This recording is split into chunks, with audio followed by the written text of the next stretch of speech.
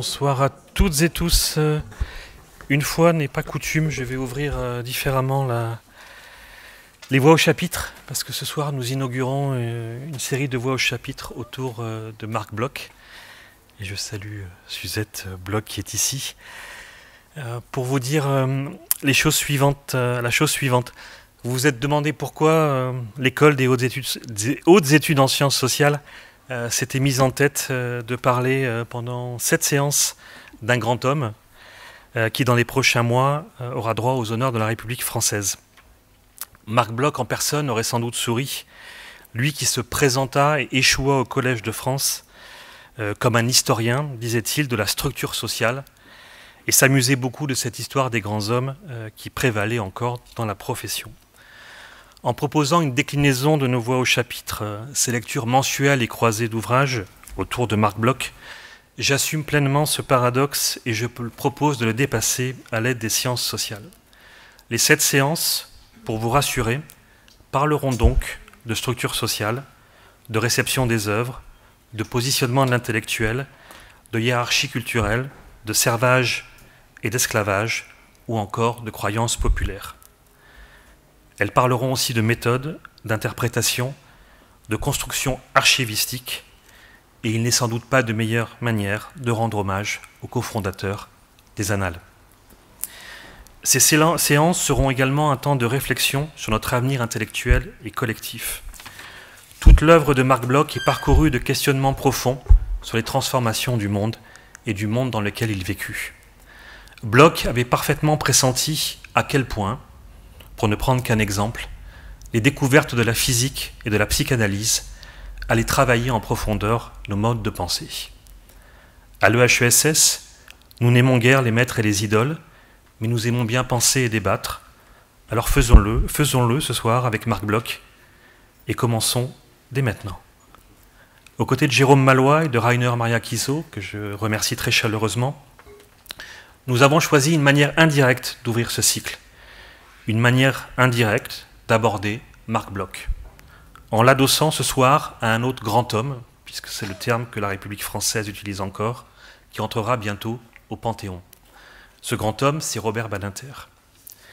Ces deux hommes ont en commun d'avoir connu l'un et l'autre l'un des plus grands fléaux de la société française, l'antisémitisme, ce poison ancien, durable, toujours vénéneux sur notre sol. Comme Isabelle Bacouche, Sarah Gainsbourghet et Éric Le Bourris vont vous le dire ce soir, et je les en remercie très chaleureusement au nom de l'HESS, les deux familles que nous allons honorer cette année en France ont connu les heures les plus sombres de notre histoire, celle du fascisme, de l'antisémitisme institutionnel, du déshonneur collectif. Célébrées aujourd'hui, elles étaient expulsées, comme tant d'autres, dans le Paris du régime de Vichy. Je vais donc vous laisser, pour ces séances de voix au chapitre, en compagnie de ces 3 collègues et de ceux qui ont accepté très chaleureusement de commenter leur ouvrage, et je les remercie toutes et tous très chaleureusement. J'adresse également mes remerciements à nos partenaires pour ces voix au chapitre autour de Marc Bloch, le magazine L'Histoire, qui fait un travail important auprès des enseignants d'histoire-géographie, et je sais que c'est important pour la famille Bloch, l'Institut historique franco-allemand, ou encore l'Association des professeurs d'histoire-géographie. Enfin, j'exprime toute ma gratitude à la famille Bloch, en particulier Suzette et Mathis, et je ne vois pas Mathis, mais je vois... Ah, il a, pardon, j'avais le... Donc voilà, Suzette et Mathis Bloch, que vous rencontrez peut-être, mais que vous connaissez. À leur manière, à ma manière, je suis très heureux de prolonger une tradition ancienne dans l'école, entre la famille Bloch et l'EHESS, une tradition entamée par Jacques Le Goff et Étienne Bloch. Et je me réjouis chaque jour d'avoir relancé la conférence Marc Bloch, de l'avoir enrichie de débats collectifs, et bien avant que le président de la République décide d'honorer la mémoire de Marc Bloch.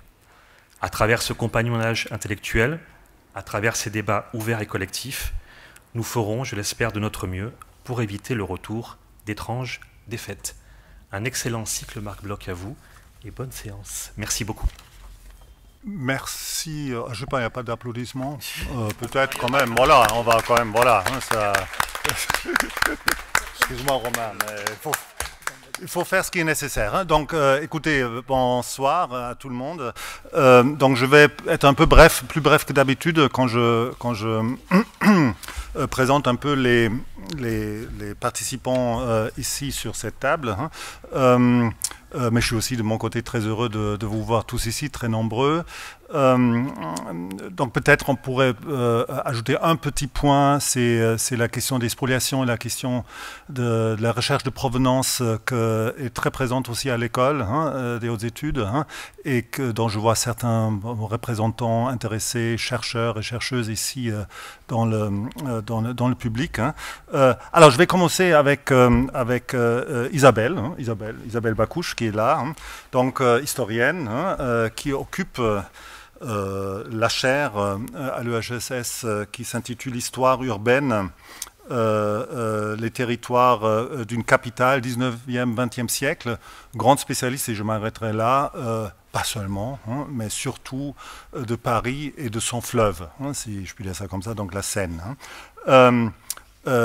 Sarah Gainsbourg, je ne sais pas comment on prononce, alors Gainsburger, Gainsburger, je ne sais pas. Alors,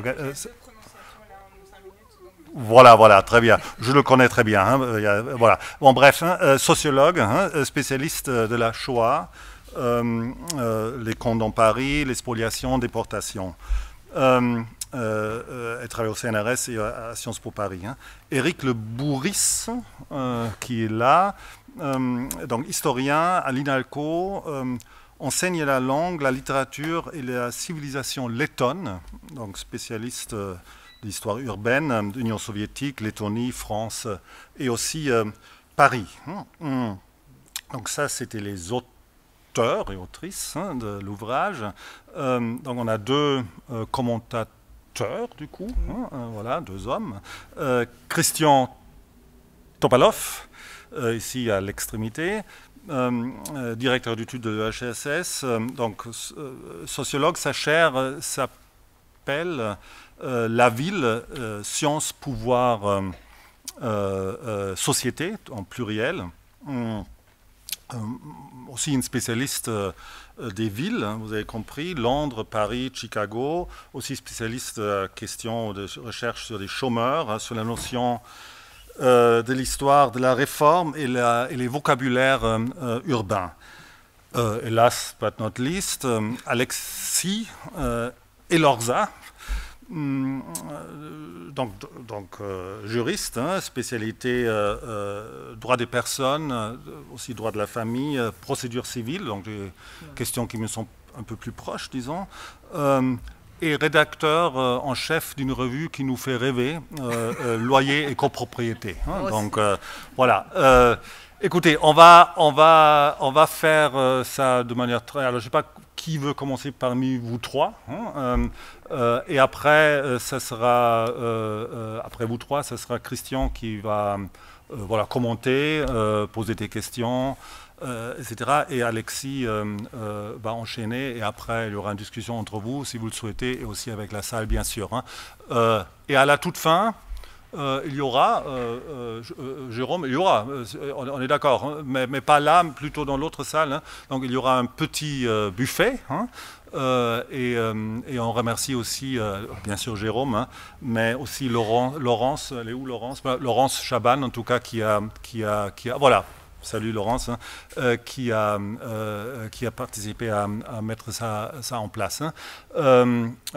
Donc vous êtes invité à ne pas partir tout de suite. Hein. Bon, écoutez, on va commencer. Hein. Qui veut commencer? C'est moi qui commence. Bon, allez-y, je vous en prie, hein, Eric. Hein. Merci à tous deux pour vos mots d'introduction. Merci Jérôme également pour l'organisation. Nous sommes très heureux et très reconnaissants envers la possibilité de participer aujourd'hui et puis de présenter notre vision aussi également aux familles. On sera très heureux d'en discuter. Peut-être qu'il y a des petits éléments. Enfin, notre lecture peut-être peut faire écho à la vôtre et on pourra très volontiers échanger.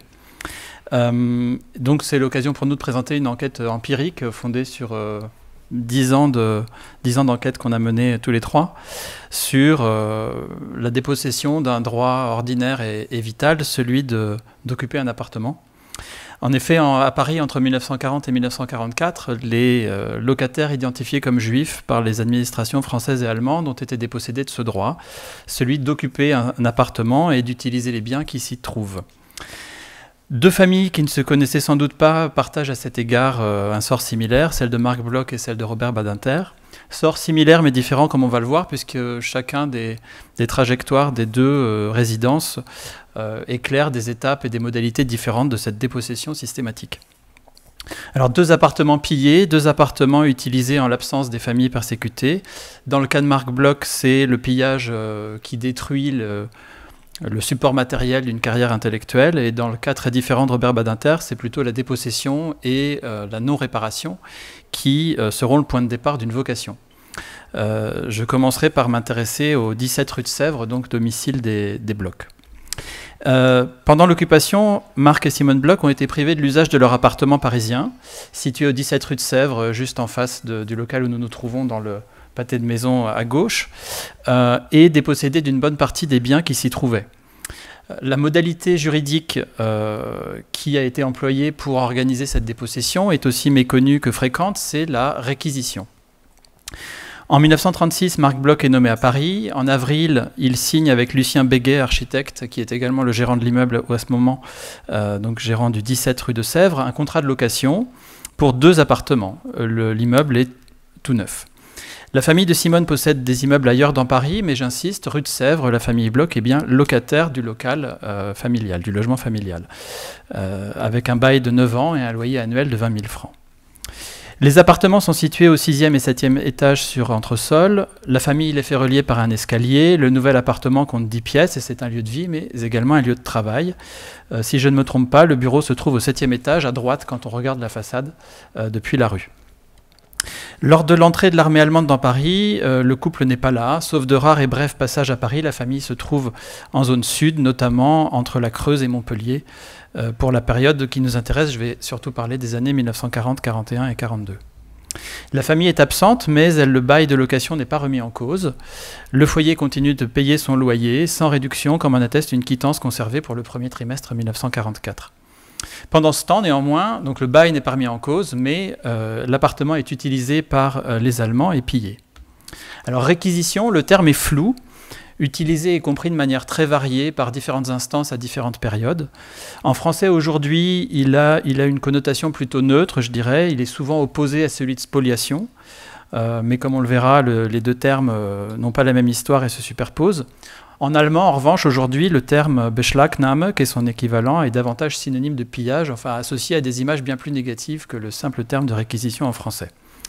Beschlagnahme, en tout cas, c'est le mot qui apparaît sur l'unique document administratif conservé relatif à la saisie de l'appartement, avec un ordre de réquisition, en allemand Beschlagnahmeverfügung, et vous avez l'ordre derrière moi. Alors cet ordre de réquisition a été établi par la commandanture du Grand Paris, par le service de cantonnement, le 23 décembre 1941, quand les blocs sont à Montpellier. Réquisition, c'est donc le principal outil juridique qui a été utilisé pour installer les Allemands dans Paris depuis 1940. De tels ordres sont établis par milliers. Ils concernent des casernes, des écoles, des hôtels, des immeubles, mais également des appartements, et le cas est moins connu. C'est donc le cas de cet appartement. Les autres appartements de l'immeuble ne font visiblement pas l'objet d'ordre de réquisition. La seule adresse résidentielle à laquelle pour laquelle un ordre de réquisition est connu est cet appartement des 6e et 7e étages. Ces appartements sont en général réquisitionnés pour héberger des officiers. Donc ce sont des officiers de l'armée allemande qui sont en général les utilisateurs de ces appartements réquisitionnés. Ces réquisitions se déploient surtout dans l'ouest parisien. L'immense majorité des réquisitions observées dans Paris intramuros se trouvent dans les 16e arrondissement, 7e arrondissement, 8e arrondissement, à proximité des bureaux des instances militaires ou civiles allemandes. Dans le 6e arrondissement, il y a très très peu d'appartements réquisitionnés. S'agissant du cantonnement, c'est-à-dire du logement des troupes allemandes, la réquisition est régie par le droit de la guerre et des textes très divers et très changeants au cours de la guerre, à la fois français et allemand. Elle organise la mise à disposition qui se veut temporaire de locaux meublés, j'insiste meublés, ici pour 3 mois, L'ordre de réquisition est censé aller seulement jusqu'en mars 1942. J'insiste sur le côté meublé, puisqu'il s'agit de loger des bergers. Il serait a priori, pour loger des personnes de manière très rapide, il n'est pas envisageable de piller ou de vider l'appartement au préalable. Il faut bien réquisitionner des locaux qui sont pourvus de meubles. Rue de Sèvres, le bénéficiaire désigné est un général de la Luftwaffe. Peut-être que le général Sperle, qui a ses bureaux au Sénat, utilise les lieux. On ne le saura pas.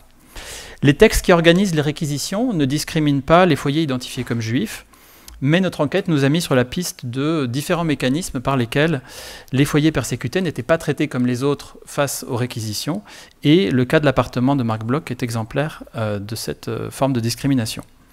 La première chose, c'est que dans le choix des appartements qu'ils réquisitionnent, les militaires allemands se réfèrent à différents critères, essentiellement standing, essentiellement emplacement près des bureaux, absence des locataires, mais l'identification comme juif du locataire est également un autre critère qu'on observe dans différents documents, différentes correspondances où on demande spécifiquement à occuper l'appartement d'une famille identifiée comme juive, et également des listes établies par dizaines, des listes d'appartements juifs labellisés comme tels, établies par différentes instances françaises pour mieux aider les Allemands à se loger. Dès septembre-octobre 1940, de telles listes sont documentées et tout au long de l'occupation sont produites, qui montrent un ciblage alors partiel. Il ne s'agit pas de dire que l'armée allemande a réquisitionné uniquement des appartements de familles identifiées comme juives, mais il y a c'est un critère parmi d'autres sans doute, de ciblage pour l'installation de l'armée allemande dans la ville. Dans le dossier, donc sur cet ordre de réquisition, la mention du professeur juif Bloch traduit ce ciblage, est une petite trace de ce ciblage qui est documenté par ailleurs. Réquisitionner les appartements des familles juives, c'est une manière de moins déranger les autres, c'est une manière sans doute pour l'armée allemande de mieux se faire accepter par la population dite aryenne, d'éviter les réclamations également, puisque les familles juives sont interdites de retour dans la zone occupée. Donc c'est éviter d'avoir à affronter les réclamations de familles qui pourraient avoir envie de récupérer leurs biens. Et cette labellisation en 1940-41 de centaines d'appartements comme juifs dans la ville est une prémisse importante pour notre étude et c'est pour ça qu'on a notamment ouvert le livre sur cette question. En septembre 1940, dans une lettre, Marc Bloch parle lui-même d'appartements non aryens qui montrent la circulation de la prise de connaissance même à distance de cette chasse aux appartements juifs dans Paris qui est déjà engagée en septembre 1940. Dans la mise en œuvre des réquisitions, les foyers identifiés comme juifs sont également souvent victimes de ce que le droit appelle à l'époque les irrégularités et les débordements. Ces irrégularités sont très nombreuses dans le cas présent. Je passe très rapidement sur les premiers éléments. L'escalier qui relie les deux appartements est visiblement démoli, ce qui laisse penser que l'installation n'était peut-être pas prévue que pour 3 mois. Pourquoi démolir l'escalier si on imagine de rester seulement 3 mois? C'est bien que le retour de la famille n'est pas envisagé. Deuxièmement, la réquisition n'est prononcée que pour 3 mois, mais le commissaire de police du quartier atteste après la guerre qu'elle a duré plus longtemps. On suppose que les ordres de réquisition réguliers ultérieurs qui seraient attendus et qu'on trouve dans certains dossiers n'ont pas été produits dans le cas de cette famille. La préfecture de la Seine ou les mairies d'arrondissement qui devraient faire des états des lieux et effectuer une suivi de l'utilisation du mobilier qu'on trouve dans certains dossiers. La préfecture de la Seine devrait aussi organiser une indemnisation de la famille dont l'appartement est réquisitionné. Rien de tout ça dans le dossier, alors que la préfecture de la Seine ou les mairies le font le plus souvent quand la réquisition concerne le logement d'une famille non juive. Alors peut-être que la Luftwaffe n'a pas laissé les architectes de la préfecture de la Seine entrer dans l'appartement, peut-être vraisemblablement que la famille n'a pas fait de réclamation. De toute façon, les comptes en banque étaient bloqués et en 1943, la préfecture de la Seine a commencé à refuser d'indemniser les familles juives qui réclamaient pour perte de jouissance de leur appartement réquisitionné. Autre irrégularité plus connue, évidemment, et pas des moindres, le pillage. Alors cette histoire, elle s'écrit à partir de la correspondance de Marc Bloch, elle s'écrit à partir des dossiers constitués par les enfants aînés du couple après la guerre, notamment Alice pour les livres et Étienne pour les meubles, qui ont alors 25 ans. Les réquisitions d'appartements des familles juives, en effet, abritent souvent des pillages. C'est-à-dire que dans l'ombre de la réquisition, des biens qui devaient rester à disposition de l'officier supposé occuper les lieux disparaissent. C'est-à-dire que la réquisition sert de prélude à la saisie, elle pensée sans doute comme définitive et elle irrégulière, de certains biens. C'est ainsi que la collection de livres est embarquée dans la première moitié de l'année 1942 vraisemblablement. Je ne citerai que 2 titres auxquels l'historien de l'urbain que je suis est sensible. Un ouvrage en allemand de Werner Spies, Brunswick comme ville hanséatique de 1929, ou Les villes et les institutions urbaines d'Henri Pirenne, 1939, dont Isabelle venait de me confirmer que c'était un classique.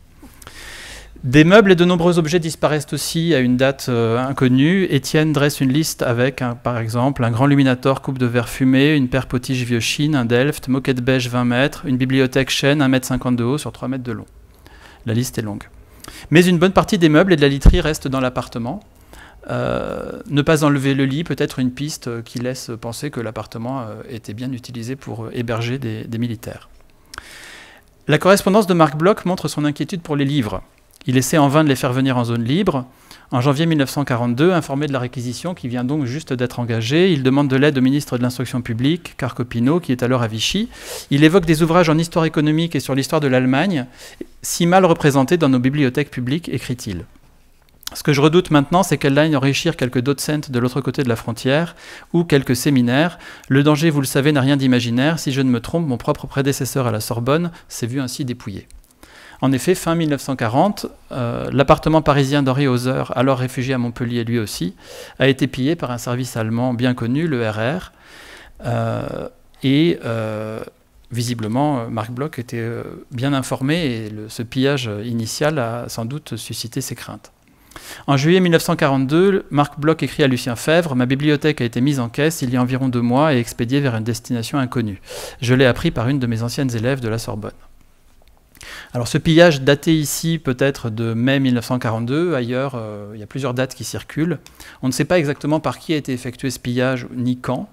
Peut-être que d'autres personnes sont plus informées que nous. Mais pour sûr, en tout cas, ce pillage a eu lieu dans le cadre d'une réquisition militaire formelle, ce qui est un cas de figure plutôt inhabituel ou en tout cas méconnu. En effet, quand on pense au pillage, on pense plutôt au pillage effectué par le RR, ou on pense également à un pillage plus systématique organisé à partir de mars 1942 dans le cadre de l'opération Meuble.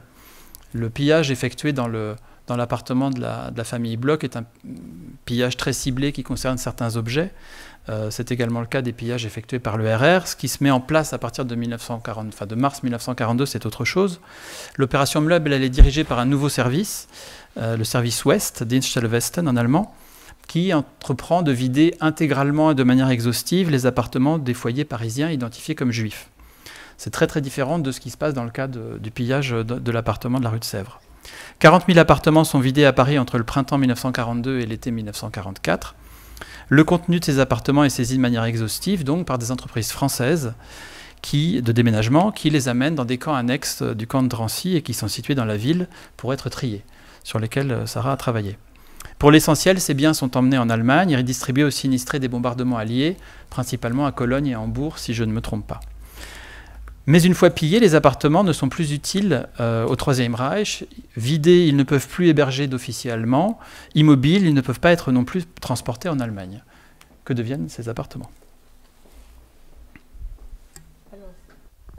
C'est un autre mécanisme de privation complémentaire qui va leur être appliqué et sur lequel notre enquête a porté.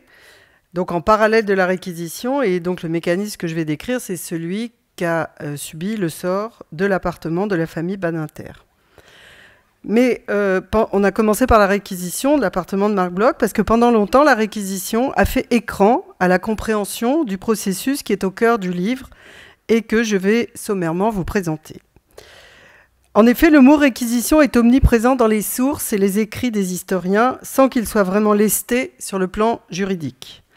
Ainsi, le fonds principal d'archives que nous avons utilisé, sur lequel nous avons travaillé, aux Archives de Paris, qui est coté 133 W aujourd'hui, est décrit ainsi au moment de son versement en 1962.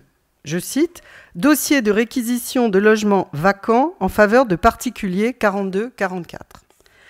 L'archiviste qui a écrit cette description a utilisé les catégories qu'il avait à sa disposition, réquisition, tel que Éric vient de vous le décrire, logement vacant, particulier. Notre enquête a permis d'éclairer le processus documenté par ce fonds d'archives et de donner naissance en quelque sorte à de nouvelles catégories d'analyse pour décrire un processus de privation des familles juives. Tout d'abord, il ne s'agit pas de réquisition, mais d'autorisation administrative délivrée par la préfecture de la Seine, qui est le substitut de la mairie de Paris, qui n'existe pas à l'époque. Deuxièmement, les logements ne sont en général pas vacants, et Alexis reviendra sur ce point, au sens où l'engagement de location ou le bail, qu'on a vu tout à l'heure pour la famille Bloch, sont toujours valables. Il n'y a pas vacance, il y a simplement absence du locataire en titre. Les particuliers, troisième point, ont des qualités particulières. Il est question de particuliers dans la mention sommaire que j'ai lue. Ce sont des sinistrés qui ont perdu leur logement suite aux bombardements alliés sur la banlieue parisienne et le nord de Paris au printemps 1944. Ou bien, comme nous les avons appelés, entre nous plutôt, des pistonnés, entre guillemets, qui obtiennent la faveur de pouvoir s'installer dans ces logements. Enfin, dernière caractéristique que ne dit pas le libellé qui décrit le fonds d'archives, tous les logements réaffectés étaient habités par des familles juives absentes, déjà arrêtées, déportées, cachées. Contrairement aux réquisitions où, comme l'a dit Éric, les appartements juifs étaient privilégiés sans être les seuls visés.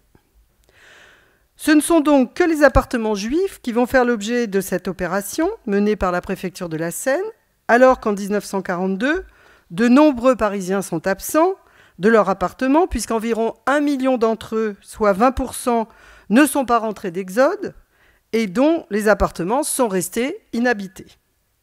Pourtant, seul 1/10 de ces appartements vides, ceux dont les familles juives sont locataires, vont être visés par l'opération que je vais sommairement décrire. Nous avons donc, dans le livre, chapitre après chapitre, montré la manière dont se met en place, en dehors de tout cadre légal, une politique sociale, pour Vichy, qui vise à soulager les sinistrés et qui très vite va concerner une population beaucoup plus vaste, des fonctionnaires, des gardes nationaux, des ouvriers ou des employés qui travaillent pour des entreprises pour le compte des Allemands, des voisins, des familles juives. Ainsi s'opère un vaste transfert immobilier entre 15 000 et 20 000 appartements, surtout à partir de l'été 1943, sous l'égide d'un service du logement installé aux 2 rue Pernelle. Je crois que j'ai une petite photo. Voilà. Non, là on a reculé. Le tout, il faut quand même le préciser, sur fond de grave crise du logement, une pénurie du stock et surtout des difficultés pour avoir des informations sur d'éventuels logements qui seraient disponibles. Il faut savoir qu'à l'époque, Éric l'a bien montré pour la famille Bloch, Simone Bloch possédait des appartements, mais ils étaient locataires. 95% des Parisiens sont locataires. C'est quelque chose qui se décale par rapport à notre logiciel d'aujourd'hui. Riches comme pauvres, alors que, autre caractéristique de l'époque, le loyer pèse très peu dans les budgets. Ainsi, aux 2 rue Pernelle, donc une rue voisine de l'hôtel de ville, on dresse des fichiers de logements juifs. Les Parisiens viennent y remplir des fiches décrivant leurs besoins, la taille de l'appartement, le montant du loyer, et puis on leur soumet ensuite des listes d'appartements. Vous voyez que sur cette liste, vous avez des adresses et systématiquement un nom de famille juive à côté. Et puis là, à droite, vous avez le commentaire du candidat au relogement qui décrit pourquoi ça ne lui convient pas. Donc c'est vraiment un marché immobilier parallèle qui se met en place. Les candidats au relogement remplissent un formulaire. Donc dans chaque dossier, ils sont classés par adresse, une demande de relogement où là, dans ce formulaire, on leur demande de signaler et de préciser le nom du locataire juif qui occupait l'appartement. Je l'ai dit, et puis il y a aussi des gérants qui viennent réclamer qu'on les autorise à relouer, il faut que les loyers rentrent. Donc on a décrit toute cette dynamique sociale dans le livre.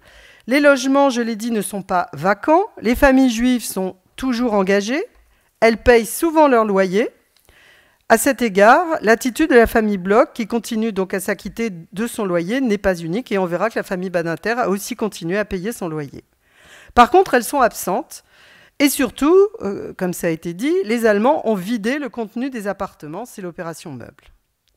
Une fois que les Allemands ont vidé les appartements, ils transmettent des listes d'appartements vides, qui sont donc réaffectés à des Parisiens qui cherchent un logement, avec l'éventuelle nomination d'un administrateur provisoire qui résilie le bail de la famille juive afin de pouvoir re-signer un nouveau bail avec le relogé. L'apparence de la légalité est ainsi préservée, mais ce qu'on verra à la Libération, c'est qu'il y a deux baux qui sont face à face. Ce sont donc bien les outils de l'arianisation qui ont été mobilisés, mais la mise en œuvre échappe en grande partie au Commissariat général aux questions juives. C'est pour ça que le mécanisme qu'on a décrit n'apparaissait pas de façon flagrante dans le fonds d'archives à J38, qui est le fonds du Commissariat général aux questions juives. C'est bien en travaillant aux archives de Paris sur un fonds qui était un peu perdu qu'on a mis le doigt sur ce processus. Le Commissariat général aux questions juives ne fait que répondre aux sollicitations d'une administration ordinaire, la préfecture de la Seine, le service du logement aux 2 rue Pernelle, qui est dirigé par un dénommé Georges Berthet. Les modalités particulières de cette spoliation, qui n'est alors ni nommée ni encadrée juridiquement, expliquent qu'elle soit passée inaperçue, y compris dans le rapport de la commission dite Matteoli, qui avait pour objectif, à la fin des années 90, de faire le bilan des spoliations antisémites et de leur réparation. Ajoutons que cette spoliation ne concerne que des locataires et leur droit au bail. Or, en France, la propriété a focalisé toute l'attention du point de vue des spoliations. Après la Libération, les Juifs espèrent rentrer chez eux. Et le cas de la famille de Robert Badinter est exemplaire, mais je ne m'y attendrai pas. Sarah va y revenir. De nombreuses familles, depuis que le livre a été sorti, nous ont contactés. On se rend compte que certaines n'étaient pas dans leur appartement ou l'appartement des parents n'était pas dans le fond sur lequel on a travaillé, si bien que tout à l'heure j'ai dit 10-15 000, mais il y a probablement beaucoup plus d'appartements qui ont été concernés par cette spoliation locative. Juste, attends, avant de changer. Juste pour vous montrer là, la nomination de l'administrateur provisoire. Donc un administrateur provisoire, c'est quelqu'un qui se substitue aux droits des Juifs, que ce soit des droits sur appartement ou des propriétés économiques. Le nom que vous voyez, c'est le nom de jeune fille de Ginette Kolinka et c'est la nomination d'un administrateur provisoire sur le droit au bail de sa famille, chose que même elle ne sait pas et n'avait pas compris du tout avant qu'on fasse cette enquête. Et justement, dans le fonds 133W, qui est donc notre fonds, comme on l'appelle entre nous, il y a par exemple aucune trace de la réaffectation du bail de la famille Badinter. Et c'est par un biais d'archives, ce que je vais expliquer, qu'on est tombé sur ce cas. Donc, depuis 1937, les parents de Robert Badinter louent un appartement aux 4 rue Renoir. Je précise qu'eux aussi, ici, ils sont locataires et pas propriétaires, contrairement à certaines biographies ou livres sur Robert Badinter qui les situent comme propriétaires, donc d'un appartement qui est situé au 5e étage avec entresol ou au 6e étage, si on compte l'entresol, ça dépend des écrits là aussi, de 200 mètres carrés qu'ils occupent comme locataires depuis 1937. Or, cet appartement ne figure pas dans le fonds d'archives sur lequel on a travaillé, mais il a pourtant bien été réattribué à un nouveau locataire, et ce, par le biais de la préfecture de la Seine. C'est à partir des traces laissées dans l'après-guerre par Chifra Badinter, la mère de Robert Badinter, qu'on peut retracer cette spoliation à travers le combat qu'elle a mené à partir d'août 1944 pour rentrer chez elle. Ce combat, lui, est connu, puisque dans les différents entretiens que Robert Badinter a accordés sur l'origine de sa vocation non seulement de juriste, mais son indignation face à l'injustice, il a raconté à plusieurs reprises de la manière dont ce combat juridique d'après-guerre qu'a dû livrer sa mère a été moteur dans son engagement. Par exemple, dans sa biographie Robert Badinter, un juriste en politique, Paul Cassia cite les propos de Robert Badinter où il explique que son appartement était occupé par quelqu'un qu'il décrit comme un collaborateur du régime de Vichy, un type épouvantable qui nous a mis à la porte comme nous sommes revenus. Et ma mère a dit à l'occupant des lieux « Mais monsieur, vous pensiez que j'étais morte, que nous avions disparu pour toujours ?» Et on lui a répondu « J'ai pris l'appartement parce qu'il me convenait, le reste ne me concernait pas. » Robert Badinter poursuit. Ma mère a fait un procès en récupération. J'allais avec elle au palais. Je me rappelle l'avocat, il tenait des propos ignobles à l'encontre de ma famille. J'ai vraiment eu le sentiment qu'il faisait le dernier des métiers. Le procès a duré 1 an. Le collabo nous narguait. Avec ses yeux de jeunes adultes, et comme la plupart des rescapés qui racontent l'injustice qu'ils ont subie après la libération, les empêchant de rentrer chez eux, dans ses propos, Robert Badinter n'a bien sûr pas conscience que ce dont il est témoin n'est pas le produit de l'action d'un collabo, comme il dit, ou d'un avocat sans cœur, ou d'un juge qui considère que la déportation de son père n'a pas d'importance, mais c'est bien le résultat d'une politique publique pendant la guerre, mais aussi, et je voudrais insister sur ce point, d'une politique publique d'après-guerre qui vise à ne pas restituer les droits des Juifs sur leur appartement. Donc pour le comprendre, retournons aux 4 rue Renoir, donc dans le 16e arrondissement, à partir notamment des archives de la procédure en justice que nous avons retrouvées. Donc après le départ de la famille Badinter en décembre 1941 à Lyon, puis l'arrestation de l'oncle de Robert Badinter et du décès de sa grand-mère début 1942, l'appartement du 4 rue Renoir est identifié comme vide. Donc on n'a pas, parce qu'on ne veut pas prendre trop de temps, mais en fait ce qui se passe, c'est que pour que la Dienststelle Westen identifie les appartements à vider de leurs biens, il y a tout un système de furteurs dans Paris, tout un système de signalement qui inclut les concierges, les voisins et un certain nombre d'acteurs, dont les gérants eux-mêmes. Donc l'appartement, à partir d'avril 1942, est identifié comme vide d'occupants par la Dienststelle Westen qui s'y rend, dresse un inventaire et pose des scellés. Ces scellés vont rester en place jusqu'en novembre 1943, date à laquelle les déménageurs français nommés par la Dienststelle Westen viennent vider l'appartement, et donc le contenu est envoyé en Allemagne, comme ça a été dit par Eric. Entre-temps, et comme vous le voyez là sur la slide, Charlotte Badinter a constamment continué de payer son loyer. À partir de novembre 1943, donc date où les meubles sont partis, le propriétaire refuse son paiement de loyer. Il ne veut plus que sa locataire paye son loyer. C'est ce qui illustre parfaitement le fait que énormément de Juifs, ça a été une surprise pour nous aussi, ont continué à payer leur loyer pendant toute la guerre, et que derrière cet enjeu de loyer, il y a un enjeu plus important qui est en fait de substituer des nouveaux locataires. Et c'est ce qui se passe à partir de novembre 1943. Le propriétaire reste complètement maître de sa propriété, mais souhaite relouer. Donc il signale son appartement à la préfecture de la Seine, et la préfecture de la Seine lui attribue un nouveau locataire qui s'appelle donc Georges Guillard, qui est marié et a 2 enfants, et qui est sinistré d'Issy-les-Moulineaux, où son pavillon a été détruit. Dans cette nouvelle location, ce qui explique pas mal le processus, le loyer annuel des Badinter, qui était de 13 000, pour M. Guillard passe à 25 000. Donc le propriétaire a intérêt à substituer un nouveau locataire, pas parce que le nouveau locataire paye pas son loyer, mais plutôt justement parce qu'il paye son loyer, et il voudrait pouvoir augmenter le loyer à cette occasion. Et c'est donc face à M. Guillard que Charlotte Badinter se retrouve en décembre 1944, quand elle rentre à Paris avec ses 2 fils. Donc le père de Robert Badinter est déporté, et sa femme et ses 2 fils ont trouvé refuge en Savoie, et arrivent à Paris en décembre 1944, donc relativement tardivement par rapport à la libération. Et donc Charlotte Badinter se rend chez elle, et là encore il n'y a rien d'original. C'est ce que raconte et c'est ce qu'on trouve dans les archives dans la plupart des familles juives qui n'étaient pas à Paris. Elle retourne chez elle et elle trouve l'appartement occupé par M. Guillard. Et donc ce qu'elle va faire, c'est qu'elle va aller en justice. Là aussi, rien d'original. Dès août 1944, les familles qui rentrent chez elles et qui trouvent leurs appartements occupés vont au tribunal.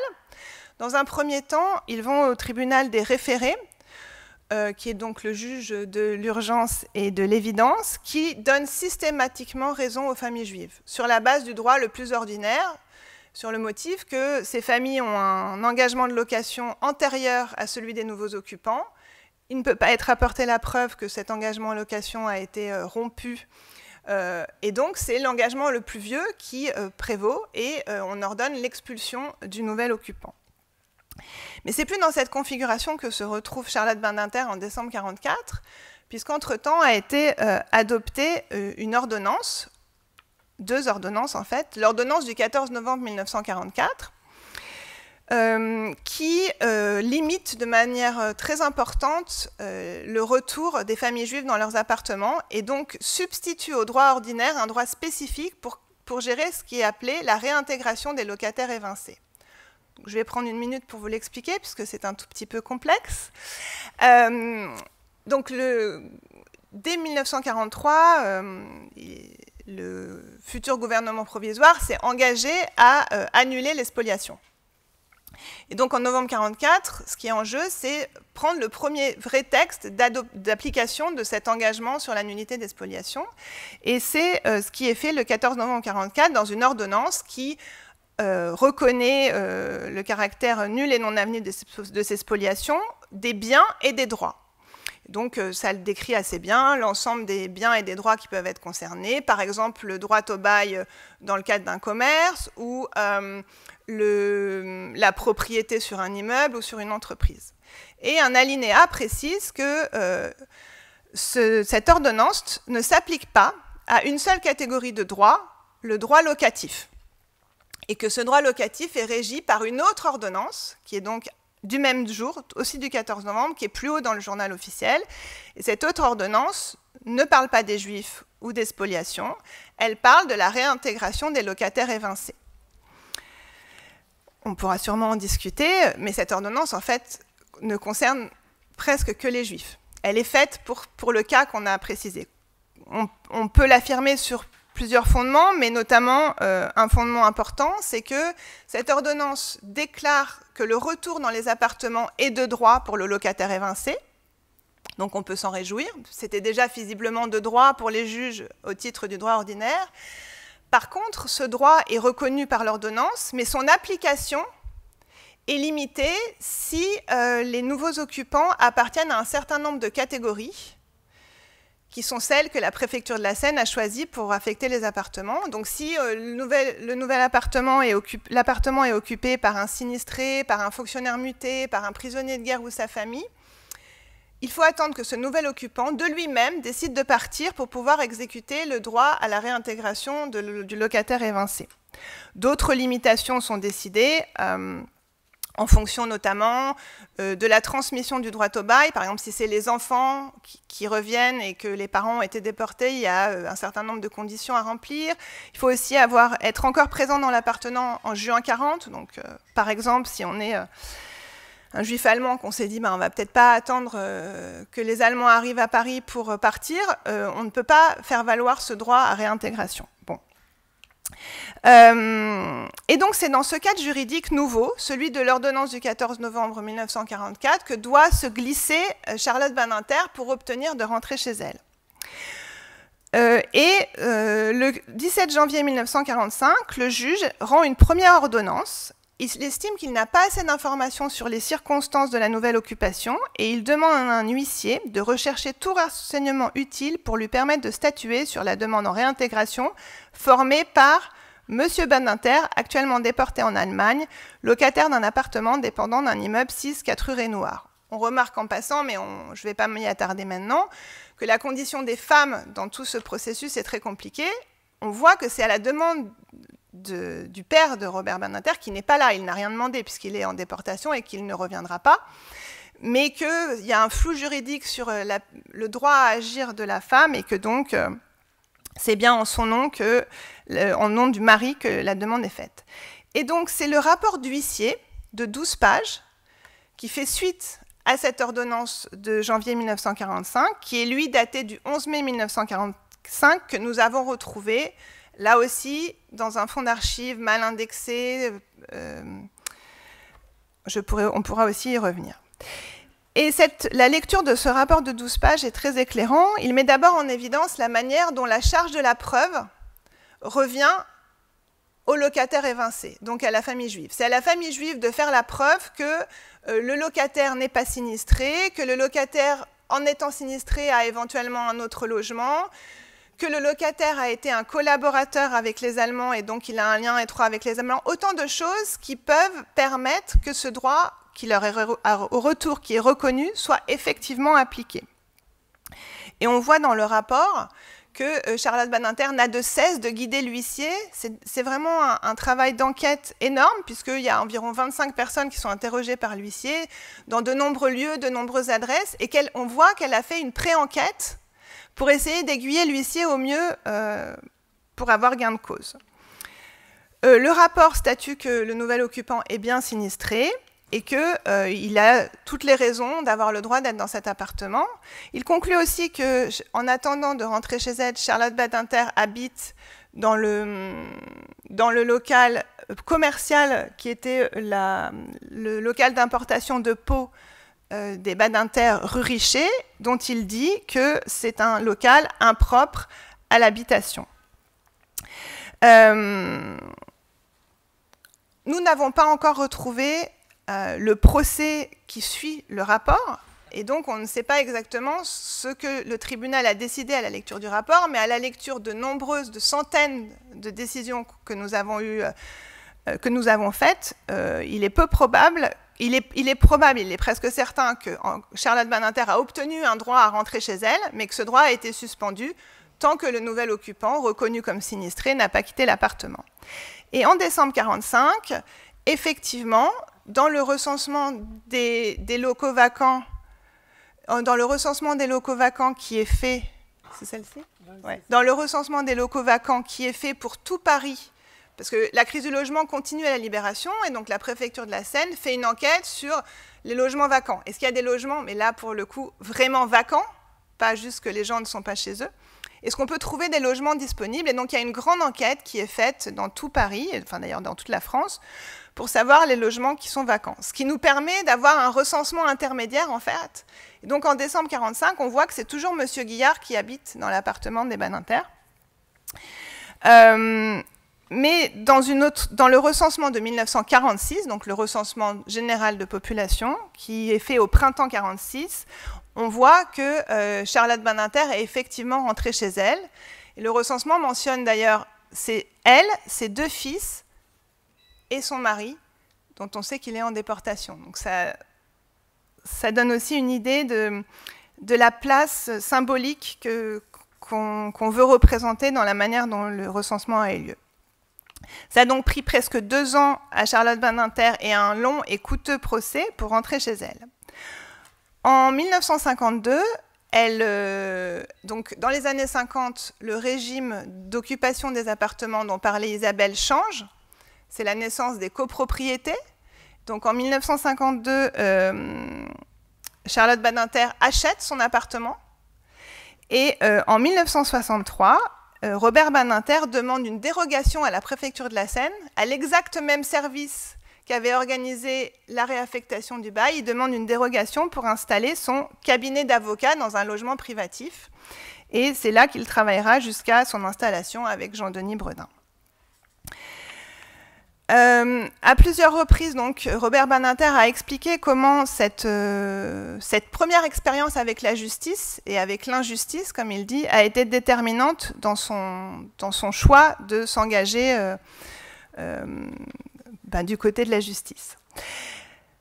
Pourtant, 2 ans c'est long, mais finalement, on peut considérer qu'à la lecture de tous les dossiers que nous avons faits, Charlotte Badinter a eu quelque part quand même la chance de pouvoir rentrer chez elle, finalement, vous l'aurez compris, dans le seul lieu où elle a encore un lien avec son mari déporté, puisqu'il n'y a plus d'objet.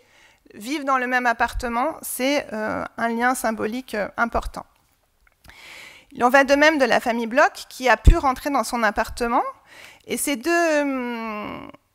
destinées reposent sur des logiques, par contre, très différentes, mais qui, encore une fois, ont été souvent confondues dans l'après-guerre. Donc, ce qui s'est passé pour les Bloch, puisque c'est le régime de la réquisition que vous a présenté Eric, le régime de la réquisition est temporaire. Il suspend juste le droit de jouissance, mais il ne substitue pas un nouveau locataire à l'ancien locataire juif. Donc, avec le départ des Allemands, la réquisition a pu être levée et le retour dans l'appartement a été possible. Et d'ailleurs, on trouve que en décembre 1945, dans ce fameux recensement des locaux vacants dont je vous ai parlé, Alice Bloch est bien recensée et on trouve la composition de la famille bloc présente dans l'appartement. C'est une technique vraiment de contrôle, puisqu'on voit que chaque membre de la famille doit donner un petit timbre de sa carte d'alimentation pour vraiment attester sa présence physique dans l'appartement. Et comme Charlotte Badinter, l'appartement sera acheté en copropriété, illustrant d'ailleurs dans les deux cas l'importance aussi de garder un lien étroit avec ce lieu qui est un des derniers lieux où on a vécu en famille. Par contre, toucher l'indemnité de réquisition, comme a dit Eric, normalement pour les familles non juives, l'indemnité de réquisition est versée en continu pendant la réquisition, au fur et à mesure. C'est-à-dire que si la famille paye le loyer est remboursé par l'indemnité de réquisition. Ce n'est pas le cas pour la famille bloc, et on voit dans les archives que il va y avoir un certain nombre de procédures et ça va prendre un certain temps. L'indemnité de réquisition va être touchée qu'en 1950 par des enfants qui quand même sont démunis à la fin de la guerre. Mais à la différence des familles Badinter et Bloch, de nombreuses autres familles ne rentreront jamais chez elles, ou alors au prix de longues et grandes luttes qui, pour un certain nombre d'entre elles, seront souvent vaines.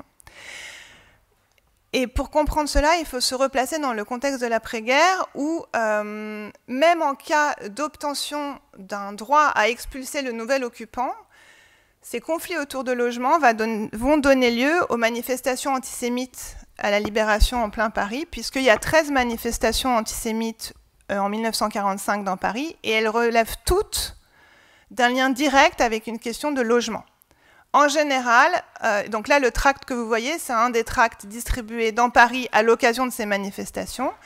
Il s'agit pour les manifestants de s'opposer à l'expulsion du nouvel occupant par le commissaire suite à une décision de justice en faveur de la famille juive revenue. Au-delà de ces tracts, énormément de courriers qui font appel à des tropes antisémites très marquées, contrairement aux courriers assez neutres de la guerre pour obtenir les appartements, sont envoyés à la Libération pour justifier de ne pas rendre les appartements. En avril 1945, le journal l'UJRE, qui est le journal Droit et Liberté, qui est le journal de l'UJRE, qui est en gros, pour le dire vite, issue de la résistance juive communiste, titre encore la grande enquête qui habite dans nos logements et estime qu'à la date du printemps 1945, il y a environ seulement 10% des gens qui sont rentrés chez eux. Finalement, non seulement il y a eu beaucoup de plaintes, de réactions, y compris de députés, y compris du CNR, etc., qui ont dit il faut changer cette législation, c'est pas possible de discriminer les juifs pour sauver les sinistrés, on doit trouver une autre solution. C'est pas du tout ce qui va se passer, puisque finalement, en mai 1946, une loi va être adoptée qui va poser le principe que, en cas de décision de justice favorable et une décision qui ordonne l'expulsion du nouveau locataire, cette expulsion ne sera pas exécutée si l'expulsion est faite au bénéfice d'un étranger et au détriment d'un Français.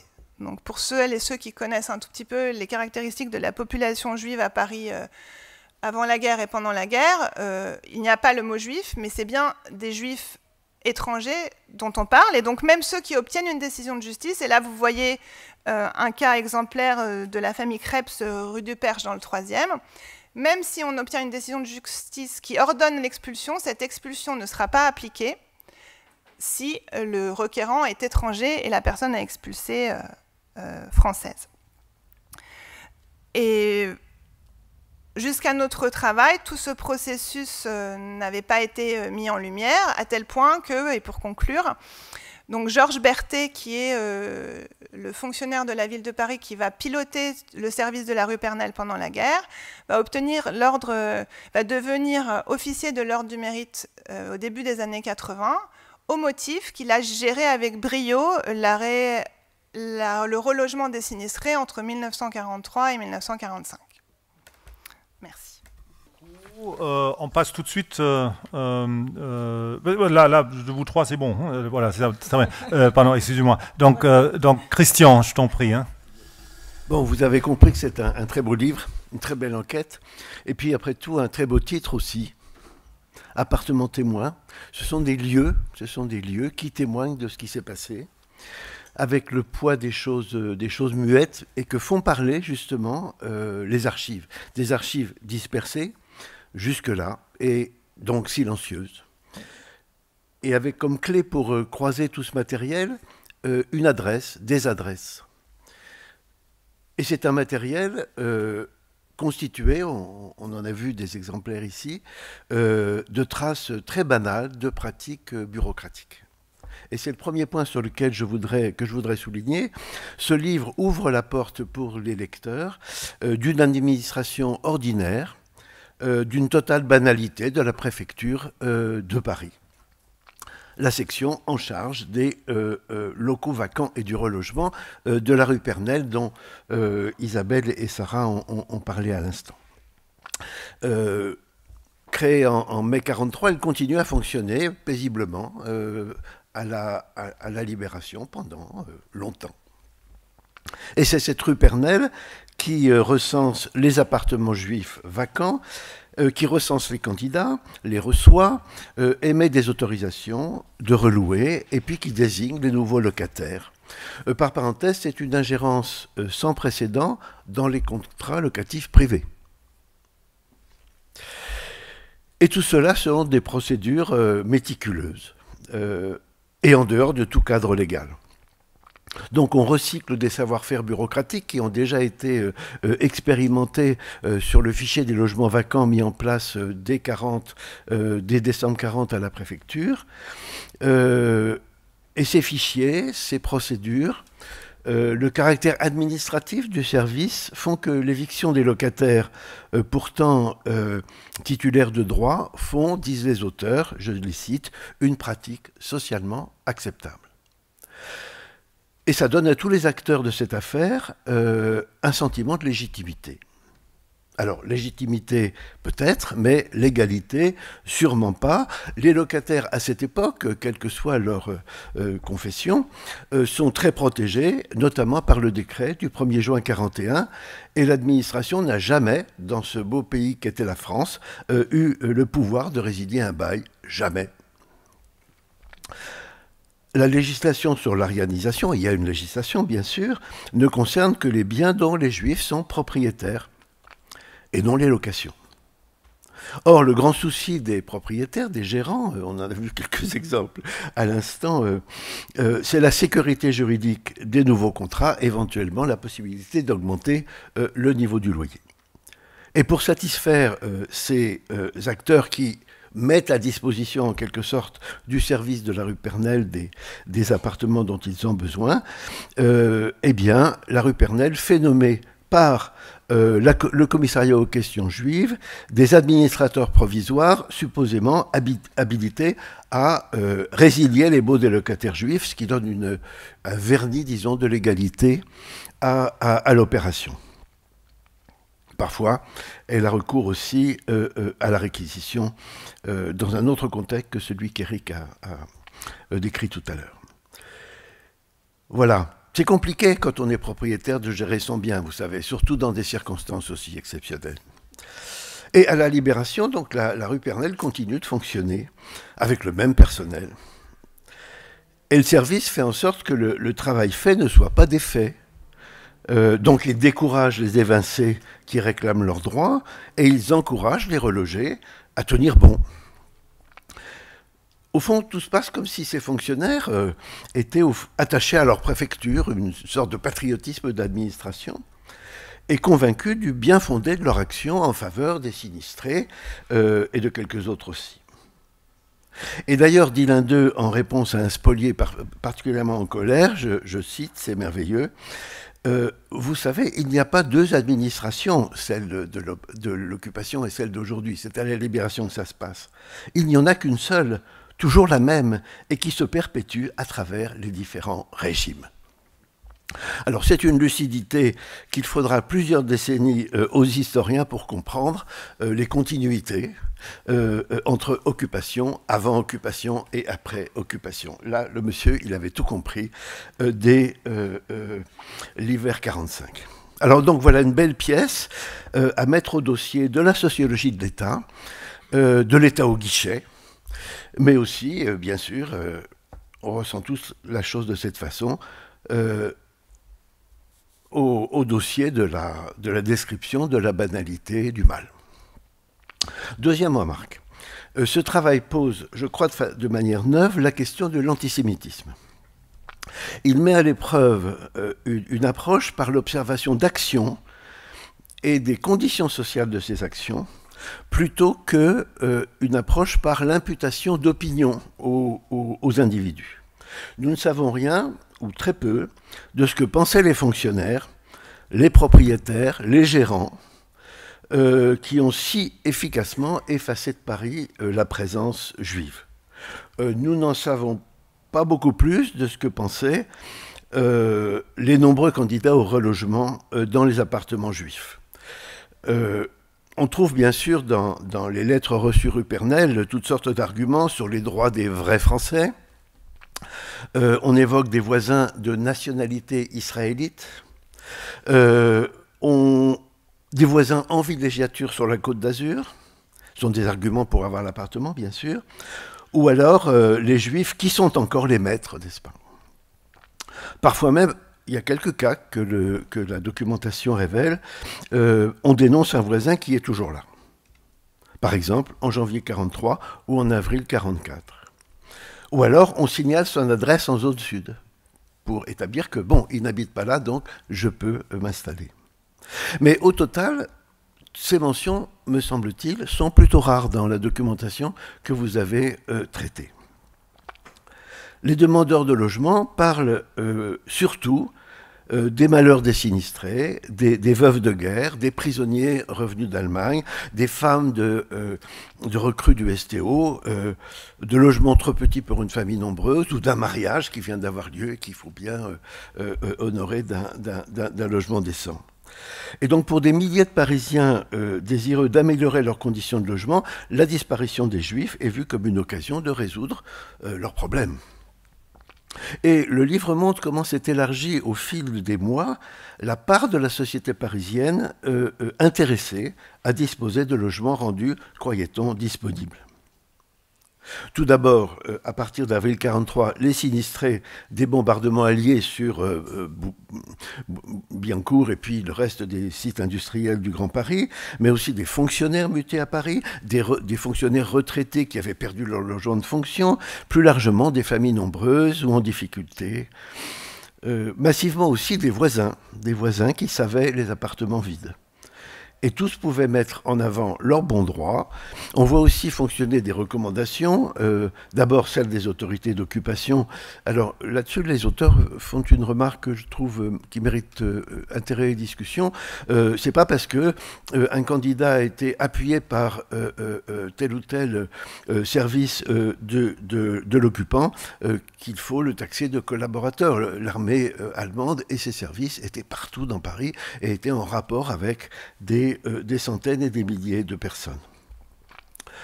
Les recommandations aussi, ça c'est plus attendu, de politiciens parisiens vichistes, de fonctionnaires de tout poil, etc. Et on voit aussi opérer les concierges, les gérants, qui essaient de garder le contrôle sur les affectations de logement, parfois moyennant finance, un cas est mentionné. Alors, que dire de tout cela ? Pour les auteurs, dans la plupart des cas, j'espère ne pas les trahir, ils me corrigeront si je me trompe, contrairement, ces pratiques ne relèvent pas de la collaboration. Contrairement à la légende des spoliateurs tous collabos avancés à la Libération, et en particulier dans le dossier Badinter, bien sûr, et c'est de bonne guerre, si l'on peut dire, d'avancer cet argument, mais on peut discuter l'argument, bien sûr, au foie des archives. Et il ne s'agit pas non plus, sauf exception, j'en ai évoqué quelques-unes, la dénonciation de voisins désignés comme juifs. Dans la quasi-totalité des cas, le logement est déjà vide d'habitants et de meubles. On est dans le contexte d'un marché immobilier de pénurie, presque totalement gelé. Les logements juifs, grâce aux procédures mises en place par la préfecture, pouvaient être considérés comme des biens publics, au même titre que des logements HBM.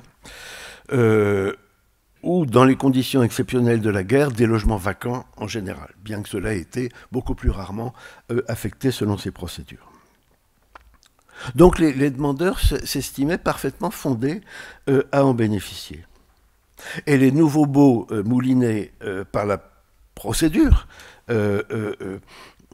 donnaient aux attributaires la légitimité des droits égaux à ceux de tous les locataires parisiens, sauf, évidemment, ceux qui étaient désignés comme juifs.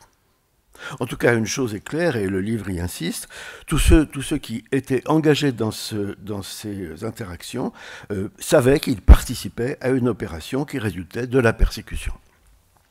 Et tous s'accordaient sur la disparition des Juifs de l'espace parisien. Alors, il me semble que de cette façon que j'ai essayé à ma manière de résumer, les auteurs posent en termes neufs la question de l'antisémitisme des Parisiens sous l'occupation. Les auteurs pointent, avec une certaine malice, la plupart des travaux de recherche sur ces questions, je les cite, peinent parfois à articuler opinion et actes en la matière. Et ici, le choix de méthode est clair, saisir l'antisémitisme en action, dans les pratiques. Et les déterminants de ces actions, de ces pratiques, sont autrement complexes qu'une simple opinion ou imprégnation idéologique, c'est le terme qu'ils utilisent. Je simplifie et j'arrête sur ce point. Il y a des situations de besoin, une occasion de les résoudre, une administration qui donne à la solution une apparence de l'égalité. Et il y a aussi, et c'est crucial bien sûr, l'acceptation ou l'utilisation comme argument de la frontière entre eux et nous. Bon, ce que Sarah nous a dit sur la libération, je m'apprêtais à en parler, mais on en a assez entendu comme ça, n'est-ce pas? La France aux Français et les Juifs en Palestine. Le Juif est revenu plus infect, plus arrogant que jamais. Ce sont des tracts de novembre 1945 et de mai 1946.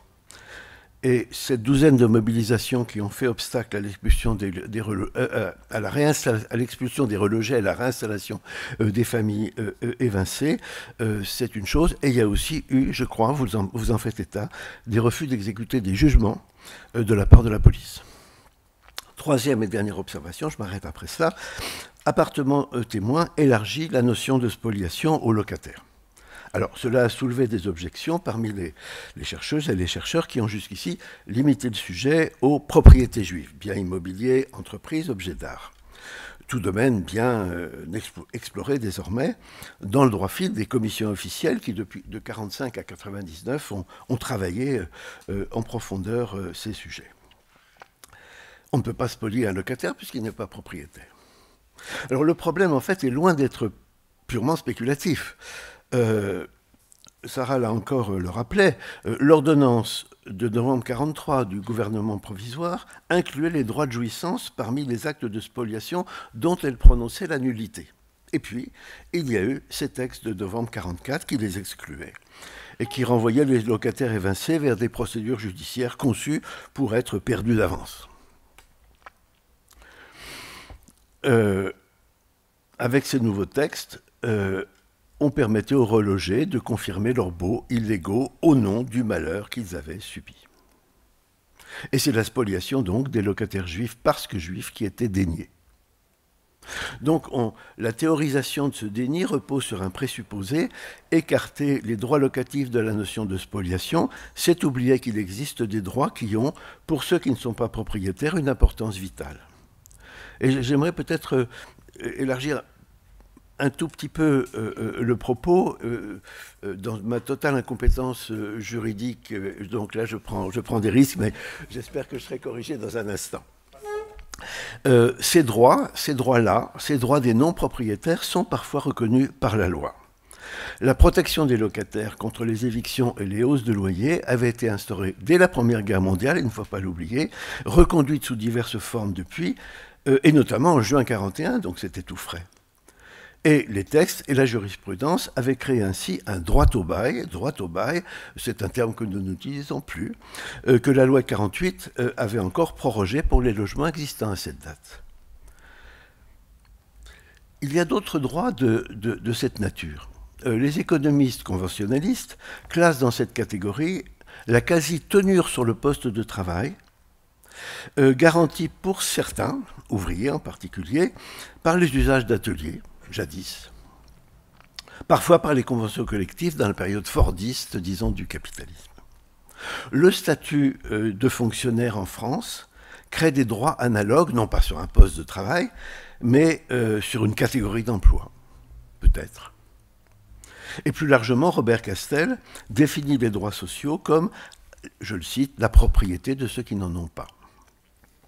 Cela pour dire que le droit au bail des années 1915-48 et au-delà peut légitimement être analysé comme une quasi-propriété dont on ne peut être spolié. Mais là, je laisse la parole au commentateur suivant qui dira les choses infiniment mieux que moi. Merci beaucoup, Christian. Donc, on va tout de suite passer à Alexis et après, vous pourriez réagir, bien sûr. Hein. Allez-y. Hein, ouais, merci. Bonsoir. Voilà. Bonsoir à tous. Et tout d'abord, merci pour cette invitation dans cette belle maison. Je suis honoré d'être là. Et effectivement, bon, donc, je suis rédacteur en chef d'une revue qui fait rêver, donc loyer et copropriété. Mais je peux vous assurer que, en tout cas, mes lecteurs et les lecteurs de la revue, quand j'ai vu passer la 4e de couve sur LinkedIn, je pense, et après ces mots-là, pour des questions personnelles, moi, je me suis dit, je dois lire cet ouvrage. Et je suis allé l'acheter, j'étais à Bordeaux, et je l'ai lu, je me suis dit, mais mes lecteurs vont forcément adorer cet ouvrage. Parce que contrairement à ce qu'on pense, les avocats et les juristes qui lisent loyer et copropriété sont passionnés par leur domaine, enfin, que ce soit les baux ou la copropriété. La copropriété, bon, je dirais ça va, mais il y a des passionnés. Et donc, c'est un ouvrage que j'ai dévoré et j'ai recommandé à des avocats, des lecteurs, des collègues aussi éditeurs. Et après, je me suis dit, ben, on va aller plus loin. Je vais tenter ma chance et je vais proposer un entretien et on verra bien. Et donc, vous avez accepté et je suis ravi. L'ouvrage, alors je vais parler rapidement en tant que lecteur d'abord et ensuite comme juriste. Bon. Pour moi, l'ouvrage est ce qui est intéressant de l'ouvrage, c'est que ça parle du quotidien. Ça parle de la ville, des familles, de la personne. On est dans le droit du logement. On n'est pas encore dans un droit fondamental du logement, mais c'est un droit au bail. Justement, c'est un droit au bail. Et il y a une controverse peut-être. J'entends qu'apparemment il y a une controverse concernant le mot spoliation.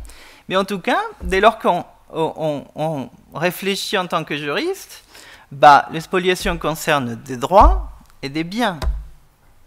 Donc, le contrat de bail est un droit personnel, est attaché au contrat de bail, puisque la personne qui va louer a une créance, enfin, il peut jouir paisiblement de ses contrats, et donc le propriétaire est débiteur de cette obligation de permettre cette jouissance paisible du logement. Donc, pour moi, en tout cas, je ne vois pas... Enfin, pour moi, effectivement... Et donc, j'étais surpris... Ça existe une spoliation.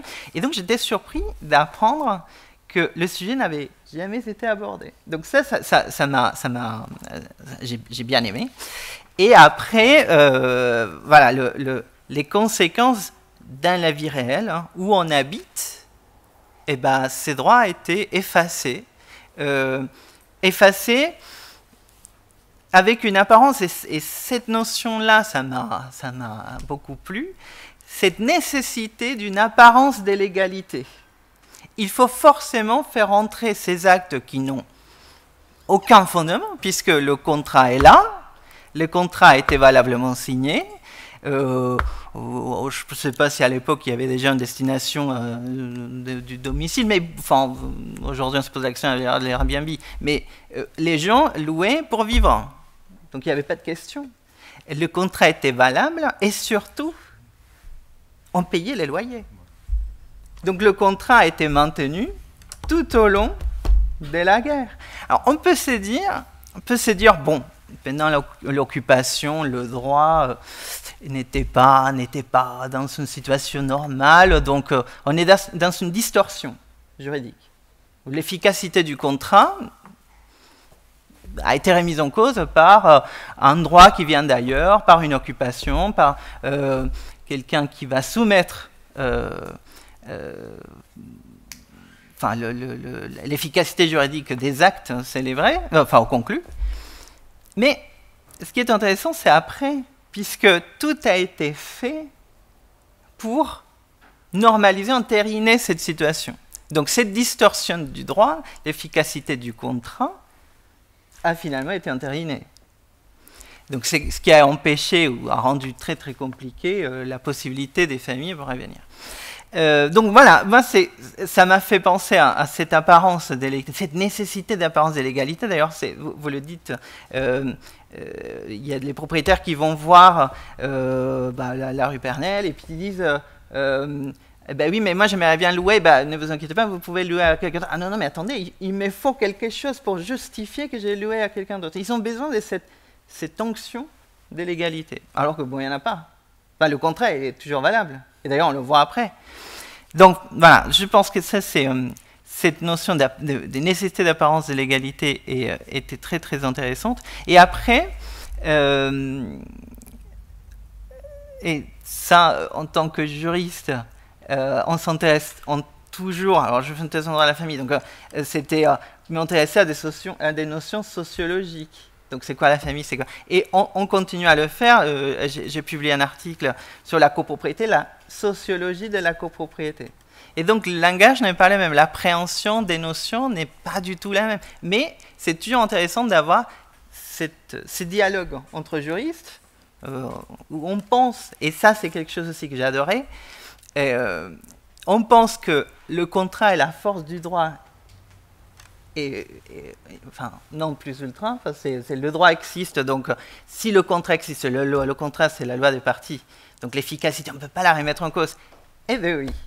Et donc, effectivement, ça existe, ce n'est pas parce que le droit le dit qu'il est efficace, et d'ailleurs vous l'avez dit, vous avez des décisions qui ont été rendues, mais on explique aux étudiants de première année, c'est joli quand on a une décision qui a été rendue, mais est-ce qu'on peut l'exécuter ? Et quand on ne peut pas exécuter la décision, ça ne sert à rien. Donc c'est bien d'avoir fait une jolie plaidoirie et puis des conclusions magnifiques. Mais si, au final, le débiteur n'a pas de bien, vous allez quand même avoir une dette envers quelqu'un. Et là, c'était un peu la même chose, sauf que le droit s'est organisé pour dire on ne peut pas exécuter la décision. Et donc c'est cette façon d'entériner cette distorsion, de méconnaître un droit qui existait depuis longtemps, le droit au bail, le droit au logement, et que par la suite, on a fondamentalisé. Aujourd'hui, ça fait partie d'un principe à valeur constitutionnelle, et il y a une proposition de loi pour l'inscrire dans la Constitution. Bon, d'un moment qu'on n'a plus de gouvernement, je pense que ce n'est pas pour moi demain, mais bon, en tout cas, il y a l'envie. Mais quand on revient, on se rend compte que ces droits existaient, puisque c'est quelque chose d'essentiel. C'est là où on vit, là où les objets de toute une famille reposaient. Et tout ça a été effacé. Alors pourquoi avoir besoin de cette apparence de l'égalité? Je me suis posé la question à la fin. Je me suis dit, à quel point le droit est important? Pourquoi on a besoin du droit? J'ai enseigné à l'université, et je me suis dit, mais c'est un cas pour un étudiant de première année pour dire, en fait, on pense que le contrat est la loi des parties, parfois on peut la remettre en cause. Et pourquoi, sur quel fondement? Eh bien, aucun, parce qu'il y a des bons hommes qui sont venus et qui ont décidé que ça n'existait plus. Et il ne faut pas oublier.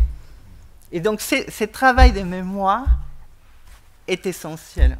Voilà. Je me suis allongé, voilà. C'était des réflexions que je voulais avoir. Voilà, c'est socialement acceptable, mais est-ce que c'est légitime? On a cherché à le faire, parce que le droit le dit. Mais après, c'est pas parce que un juge de première instance le dit que le juge d'appel va dire la même chose, alors que la Cour de cassation va dire la même chose, et la Cour européenne va dire la même chose. Non, le droit, c'est quelque chose qui évolue. Mais les juristes, nous avons tendance à oublier qu'au final, l'efficacité, heureusement qu'il y a des sociologues et des juristes pour nous rappeler, que le droit n'est pas forcément infaillible. Donc voilà, merci pour ces livres que j'ai adorés, et que je continue à recommander à mes lecteurs qui sont passionnés des loyers et des baux. Voilà. Merci. Merci. Oui, vous avez du succès. Hein? Donc, merci beaucoup, Alexis. Hein? Donc, Isabelle, Sarah, Eric, je ne sais pas si vous voulez réagir. Voilà. Juste dire deux choses. La première chose, c'est sur l'exécution. C'est un sujet très important, mais du coup, c'est un sujet très complexe pour le chercheur, parce que... Bon, on n'a pas précisé le travail colossal quand même que représente cette recherche, mais par exemple, si on se limite juste à l'étude des décisions de justice, on peut se dire, on va prendre les justices de paix, on va les dépouiller chronologiquement, arrondissement par arrondissement, et on va trouver tous les procès, toutes les décisions qui relèvent de notre cas. Bon, déjà, c'est énorme, hein. Mais ça ne nous dit rien, en fait, de la réalité sociale de ces décisions, parce qu'il faudrait ensuite, appartement par appartement, aller chercher la modalité d'exécution. Donc, par exemple, ouvrir les logements vacants, le recensement de 45 pour chaque appartement. Voilà, donc c'est juste pour dire qu'en plus, d'un point de vue opérationnel, de méthodologie, c'est très complexe. Et c'est un enjeu, et c'est mon deuxième petite remarque que je voulais faire, c'est un enjeu historique, mais c'est aussi un enjeu de politique publique contemporaine. Et je regarde Alia parce qu'elle sait très bien la situation, c'est-à-dire que cet enjeu sur comment définir ce qu'est une spoliation, il n'est pas neutre, il a des implications, y compris en termes de réparation aujourd'hui. Or, c'est là où tout le problème réside, c'est que le terme de spoliation n'est pas un terme des acteurs de tout ce qu'on vous a raconté. Aussi bien à l'ombre des réquisitions qu'à l'ombre de la rue Pernelle, personne ne parle de spoliation au moment des événements. La spoliation, elle est définie par la réparation de la spoliation. Donc c'est un moment où on va définir ce qu'est une spoliation après-guerre, et elle est définie parce qu'on la répare. Or, dans le cas qu'on vous a présenté sur la question des baux, en même temps qu'on définit le principe de la réparation, on extrait cette question des baux de sa réparation, donc de la spoliation. Ce qui fait que quand la mission Matteoli a été créée, elle avait pour mission de faire l'enquête sur l'état des réparations des spoliations, et de toute manière tout à fait logique, elle a repris à son compte la réparation des spoliations pour définir les spoliations. Donc elle ne pouvait pas quelque part étudier de manière précise cette question, puisque elle a repris à son compte la définition de la réparation, qui d'un point de vue historique excluait du champ des réparations ces spoliations, et ce sera mon dernier point, ce qui, en tant que chercheur, dans un espace public et social aujourd'hui où il est toujours enjoint aux chercheurs de faire une recherche utile, on se rend compte que c'est important de pouvoir faire une recherche fondamentale sur ce qui s'est passé avant de se préoccuper d'utiliser la recherche pour réparer. Parce que faire les deux en même temps, c'est pas neutre, et ça peut parfois orienter d'une certaine façon la connaissance des événements eux-mêmes. Or, il faut parfois, je pense, les étudier déjà pour pouvoir les réparer, et ça peut avoir des conséquences de vouloir faire les deux à la fois, de mon point de vue personnel, en tout cas, je parle pour moi. Je vais aussi réagir sur un ou deux points.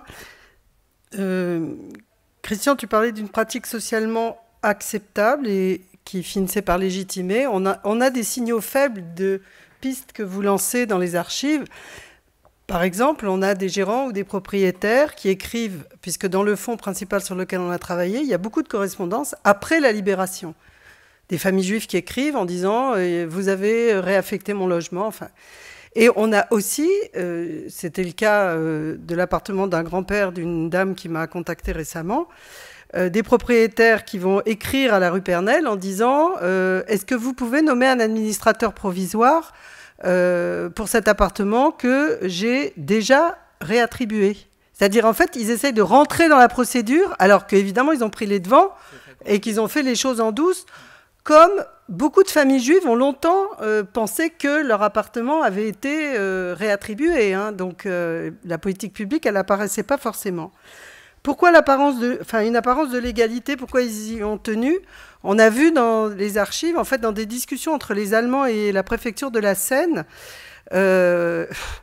les fonctionnaires de la préfecture de la Seine qui sont très soucieux, ils disent bon là on peut pas faire de réquisition, donc voilà, pendant l'année 42 ça tâtonne, on cherche quelque chose. C'est ça qui rend aussi un peu compliqué notre affaire, c'est qu'on peut pas dire il y a un texte et puis ensuite il est mis en œuvre. Et donc je me souviens, Eric, de cette réponse des Allemands qui leur disent écoutez, le contexte est exceptionnel, vous n'allez pas vous embarrasser avec des points de droit. C'est-à-dire qu'en gros, les Allemands, ils leur disaient, mais bon, d'abord, ça ne les intéressait pas, cette histoire des appartements, et ils leur disaient, mais faites comme vous l'entendez, ce n'est pas la peine d'essayer de rester dans les clous. Et merci pour, comme quoi tout se niche dans les détails, parce que c'est vrai que cette question de la spoliation du droit au bail, on s'est fait... comment dire, apostrophé dans un colloque sur la rafle du Veldiv. On nous a dit, mais non, c'est pas une spoliation. Enfin, bref, bon, là, maintenant, ils ne payent pas leur loyer. Bon, nous, on avait établi tout. On n'avait pas encore écrit le livre à l'époque. Et donc, c'est pour ça qu'on a mis spoliation sur la couverture, parce qu'on tenait quand même à... Et dans les signaux faibles, on a travaillé sur les archives de René Cassin, tout de suite, enfin avant la libération et après la libération, et dans des textes qui corrigent sur les ordonnances qui vont annuler donc les spoliations. Dans la marge, il écrit, il est soucieux qu'on ne s'intéresse pas qu'aux propriétés, et il ajoute les droits. Les droits. Et donc voilà, ça c'est des... Il avait dans l'idée que ça allait passer à travers les mailles du filet. Et donc quand vous dites que l'ordonnance du 14 novembre 1944 est organisée pour rendre inexécutables les décisions, alors que vous expliquez à vos étudiants que parfois des décisions sont rendues, mais il faut s'assurer qu'elles sont exécutées, bon, voilà, on est face effectivement à quelque chose qui va assez loin. On a organisé l'inexécution. Voilà. Et c'est ça qui est, pour moi, enfin, tout est grave, mais aller jusqu'à organiser l'inexécution des décisions, on est au summum là. Enfin, c'est waouh. Pour un juriste, c'est ah oui, c'est comme quoi c'est possible. Mais bon, l'enjeu est énorme. Depuis, je rebondis juste sur ce point, depuis j'ai lu un article d'un juriste de 1950, parce que j'essaye de quand même me former, mieux comprendre pour certaines conversations que je dois avoir sur cette question dans d'autres instances. Et un juriste qui écrit un article en 1950, qui a été lui-même au cabinet du préfet de la Seine, et il explique que non seulement ça, mais qu'en fait, à partir de la fin de la guerre, les décisions de justice en matière de logement, pour être exécutées, doivent avoir l'autorisation du préfet de la Seine. Donc il y a même une loi qui instaure l'avis de l'exécutif sur la décision du judiciaire. Ce qui est, je sais que l'état de droit n'a plus trop de valeur aujourd'hui, mais quand même on se dit, voilà. Et il explique, il dit oui, c'est vraiment dérogatoire, voici les limites. Et en le lisant, pour moi, il est clair que en fait, c'est de ça dont il parle. Et effectivement, on a trouvé plusieurs archives où les commissaires disent « Non, mais la préfecture m'a dit de ne pas procéder à l'expulsion. » Oui, je voulais en profiter aussi pour remercier Christian et Alexis pour leur lecture, qui nous fait plaisir à tous les trois. Je pense que je ne m'avance pas trop en disant ça. Et en rebondissant peut-être juste sur deux tout petits points. Cette question du souci des apparences, c'est vrai qu'on n'a pas résolu cette question. C'est vrai qu'on s'était plutôt interrogé sur... plutôt pourquoi finalement ces apparences de droit n'ont pas débouché sur une formalisation plus importante. C'est vrai que le modèle allemand existait en 1939, il y a une loi qui est prise pour expulser massivement les juifs de leur logement. Cette loi n'existe pas en France, elle n'a jamais existé. Et l'hypothèse qu'on a faite, c'est le poids de la préfecture de la Seine, puisqu'en fait, une telle ingérence dans le parc public n'aurait jamais pu être entérinée par une loi française, c'est totalement impensable. Donc je pense que sans doute les acteurs ont tourné autour de ce problème, et l'ingérence dans le parc privé justifie sans doute cette... parce que comme le dit un fonctionnaire de la préfecture de la Seine, si on avait résilié les contrats de location des Juifs, on n'aurait pas pu mettre qui on voulait dans les appartements. Donc c'est quand même un gros problème pour une puissance publique qui sert à reloger des Parisiens. Et c'est notre hypothèse, hein, on n'a pas de... Mais c'est vrai que c'était... C'est un régime d'exception. Enfin, on sent pendant la guerre, c'est un régime d'exception. Et jusque-là, on se dit, bon, on est vraiment dans la parenthèse, mais après... Et c'est ça qui est fait brûler le sang, je pense. Bah, c'est-à-dire qu'on fait comme s'il n'y a pas de texte de loi pendant la loi, et puis mais c'est une symétrie aussi sans doute. Il y a l'exception, l'absence de droit qui permet de ne pas réparer. Enfin voilà, il y a tout un arrangement, une combinaison entre les deux. Les juridictions pour essayer d'accomplir la loi. Il y a des décisions qui sont toujours rendues. Et d'ailleurs, au début, on a des décisions qui sont favorables, exécutables. Mais bon, juste après, on continue à cette distorsion de qu'on peut voir après. On a vu ça avec les lois Covid, c'est la même histoire. C'est un régime avec lequel on protège des locataires. Mais au final, on fait une distorsion de la loi, et au final, les propriétaires, il va avoir quand même ses loyers. C'était l'une des questions que je vous ai posées dans la quid des personnes des sinistrés et la possession des propriétaires. Enfin bref, je m'étale, mais... c'est passionnant, franchement c'est passionnant. Un livre qu'il faut lire. Et je voulais réagir aussi, Christian, merci pour toutes tes remarques. Je me saisis juste d'un point sur les collabos. C'est vrai que c'était quelque chose avec ce chapitre, et je suis content que tu l'aies vu, parce qu'en effet c'est une ligne qui traverse plusieurs chapitres, qu'on pointe quand il y a la question des rapports avec les autorités, les rapports directs entre des Parisiens et les autorités allemandes. Mais c'est vrai que c'est une question qui traverse plusieurs chapitres. Et c'est vrai que c'est un constat assez... qui n'est pas forcément rassurant. Ce qu'on conclut en effet, c'est qu'il n'y a pas besoin d'adhérer massivement aux politiques de Vichy ou aux politiques de l'occupant pour s'installer dans l'appartement d'une famille juive.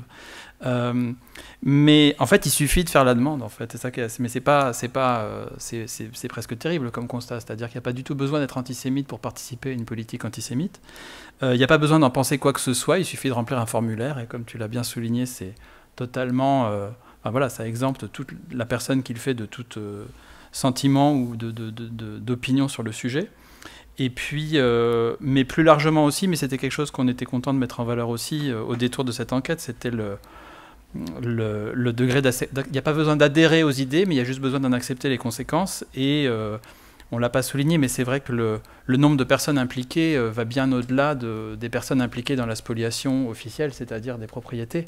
Il y a beaucoup plus de Parisiens impliqués dans cette histoire, plusieurs dizaines de milliers de familles relogées, plusieurs dizaines de milliers donc, de familles qui comportent plusieurs membres, sans compter tous ceux qui n'ont pas bénéficié, qui étaient candidats mais qui n'ont pas réussi à être relogés, sans compter tous les intermédiaires, et ils sont innombrables entre les voisins, membres de la famille, employeurs qui signent une lettre, une recommandation. Enfin voilà, c'est un pan assez massif de la société parisienne qui participe, qui accepte cette disparition des familles juives, et sans forcément adhérer à quoi que ce soit, ou en tout cas, on était content que tu pointes cette question.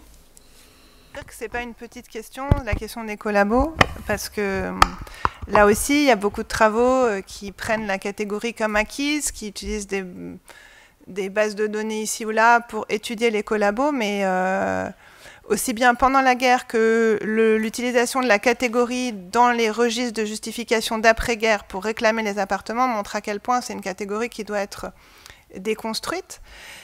Et dernière chose que je voulais dire par rapport à pourquoi cette fiction juridique, là, alors je pense que c'est aussi un livre qui est produit par des disciplines complémentaires, la sociologie et l'histoire, et comme on est à l'EHESS, je voulais juste le souligner.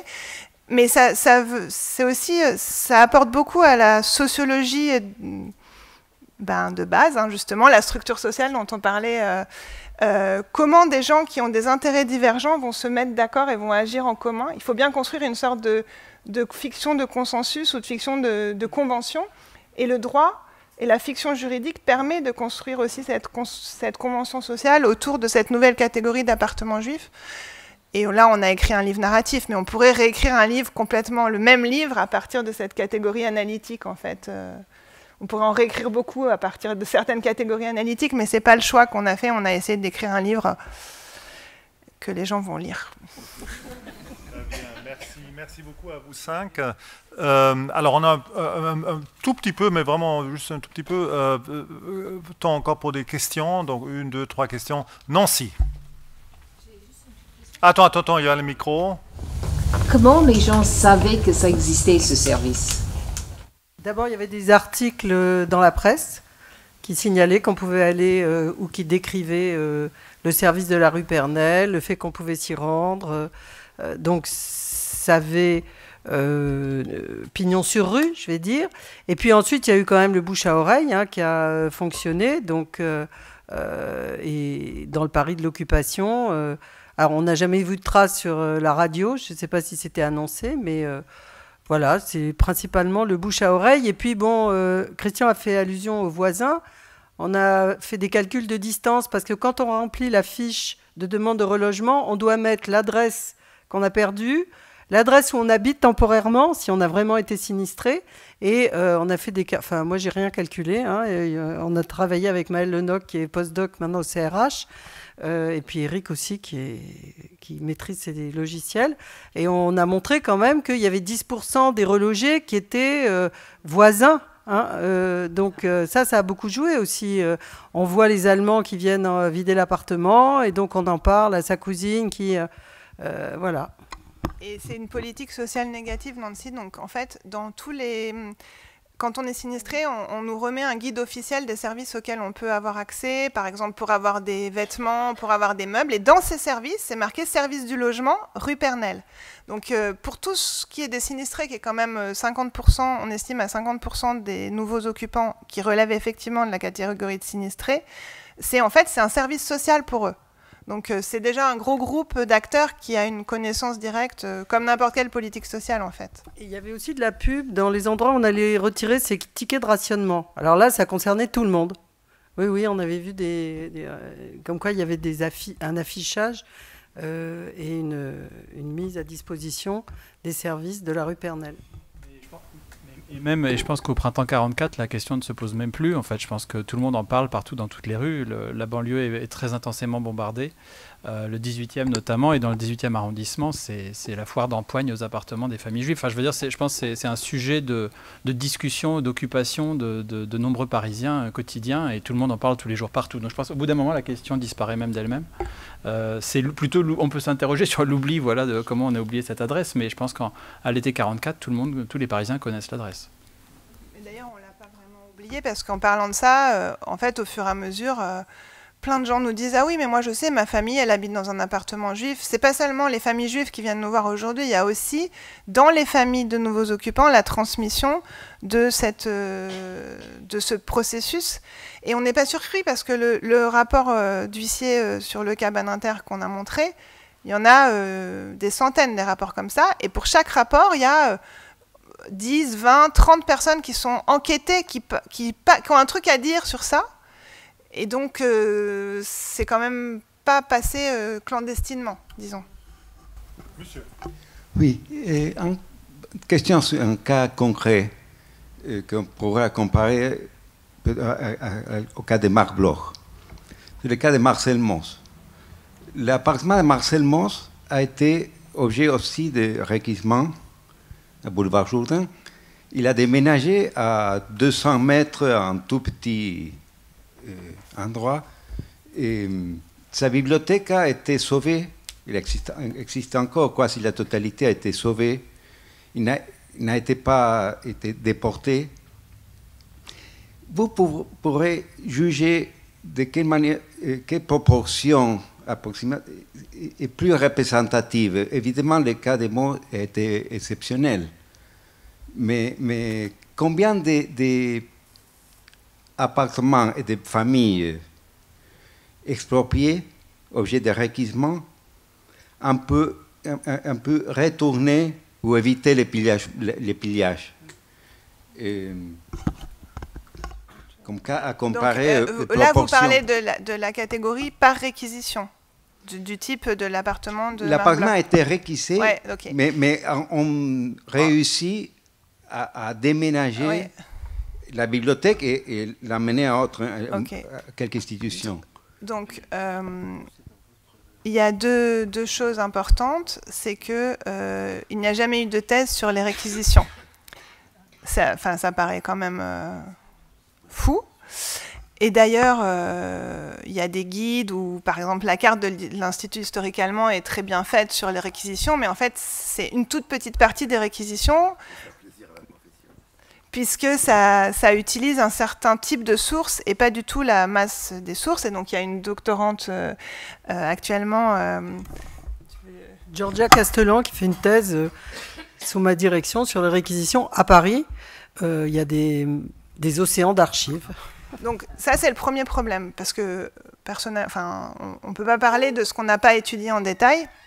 Le deuxième problème, par exemple pour le CAMO, j'ai jamais ouvert le dossier, mais maintenant que on a repéré énormément de dossiers, soit de réquisition, soit de dommages de guerre, qui en fait concernent des professeurs, ça permet même de retracer un certain nombre de bibliothèques, et ces sources-là, ce qui est important, c'est de comprendre, je sais qu'il y a des gens qui travaillent sur la recherche en provenance, c'est que c'est d'abord une histoire sociale avant d'être une histoire intellectuelle ou une histoire de l'art.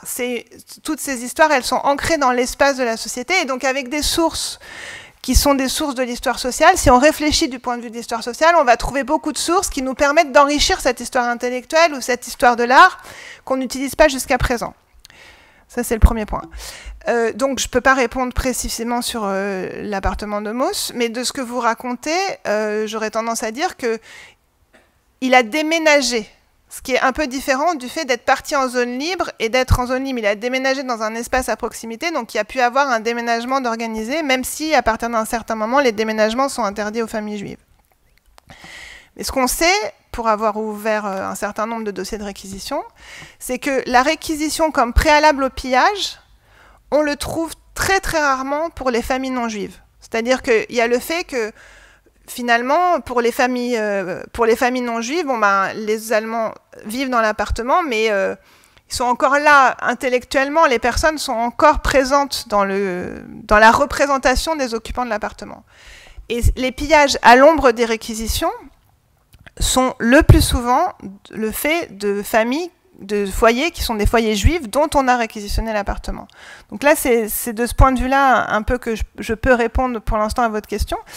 Mais pareil, pour le dossier Mauss, il faut sortir toutes les archives, les croiser, et sûrement on peut essayer de mieux comprendre et de mieux répondre à cette question. Encore une dernière question, voilà, je vous en prie. J'ai deux petites questions très courtes. Vous décrivez un processus où l'État intervient finalement dans un marché privé, dont les propriétaires. Donc, petite question, c'est est-ce qu'il y a des traces de contestation des propriétaires qui diraient mais non, moi je veux pas changer de locataire, et qui protégeraient leurs locataires, on ne sait jamais. Et puis, est-ce que ce mécanisme, vous l'avez vu également dans le parc public, dans les HBM, etc., où l'État là, a plus la main, et est-ce que ça, c'est des choses similaires se sont passées? Peut-être une troisième petite question, est-ce que tout ça c'est la forme d'illégal, l'illégalité, ou je ne sais pas comment le définir, mais c'est donc un processus d'attribution, et est-ce qu'il n'y aurait pas eu par exemple ce qu'on appelle aujourd'hui des squatteurs qui d'eux-mêmes auraient investi ces logements? Est-ce qu'il n'y avait pas aussi une nécessité, entre guillemets, de remettre de l'ordre dans, et ce qui expliquerait aussi cette espèce de continuité à bien faire son travail par les services du logement aussi, remettre de l'ordre? Oui, bien sûr, il y a quelques traces de contestation de propriétaires. Pas tant pour protéger leurs locataires, c'est assez rare, plutôt parce qu'ils veulent plutôt respecter la loi, et donc ils veulent être protégés, on l'a évoqué déjà, c'est-à-dire il faudrait quand même résilier le bail initial parce qu'on ne peut pas avoir deux baux en même temps. Bon, mais enfin, les réticences initiales sont assez virulentes. On est fin 42, début 1943. Quand la politique se met en place, il y a un engouement, on va dire, quand même, globalement, les réticences s'effacent. Il faut dire que les propriétaires étaient les premiers demandeurs d'une solution à ces absences et impayés. En fait, les propriétaires demandent la mise en place d'une politique pour le problème d'impayés au départ, progressivement également pour se débarrasser de leurs locataires juifs même quand ils payent leur logement, et donc la politique qui est mise en place ne répond pas exactement à leurs demandes parce qu'ils auraient aimé garder la main sur le choix du nouveau locataire, mais enfin globalement ils jouent le jeu et les contestations sont vraiment très très très rares. Il y a un gérant qui habite à Neuilly qui conteste par l'ironie, enfin voilà, c'est quand même très très limité. Le parc des HBM est évidemment concerné, mais c'est vrai qu'on imaginait, on sait que l'étude un peu pionnière sur ces questions a été faite sur la ville de Vienne en Autriche, où on voit que le parc HBM, c'est un peu que là qu'on teste des méthodes qui sont ensuite appliquées au parc privé, puisque le parc HBM est aux mains de la municipalité, et donc c'est là qu'on imagine, qu'on teste et qu'on expulse les juifs en premier. À Paris, c'est pas le cas. C'est vrai que les sociétés HBM sont très en demande, mais elles sont traitées comme les autres, et on sent bien au détour des correspondances que sans doute pour les HBM, une procédure un peu à part a été mise en place où elles traitaient directement avec les autorités allemandes. Et donc les Allemands pillaient les meubles et les sociétés d'HBM pouvaient relouer directement. C'était considéré comme une annexe de la puissance publique. Et c'est vrai que finalement, dans le fonds qu'on a étudié, le fonds 133W, la part d'HBM est faible finalement, et étonnamment faible. Mais bon, on voit bien que la procédure, enfin tout est appliqué, les mêmes procédures s'appliquent à peu près dans tout le parc, essentiellement dans le parc privé, avec un prolongement dans la HBM. Il n'y a pas que les HBM, il y a aussi le domaine de la ville. La ville de Paris possède également des logements, c'est là qu'habite la famille Lagrange, la Fondation Rothschild, enfin voilà, il y a plein de types de parcs qui sont touchés. On dit parc privé pour simplifier, mais c'est vrai qu'il y a beaucoup de parcs différents. Il y a évidemment beaucoup de squatteurs également. La politique, mais ça va plus loin, c'est-à-dire qu'il y a des squatteurs avant la politique qu'on étudie, il y a des squatteurs après la politique qu'on étudie.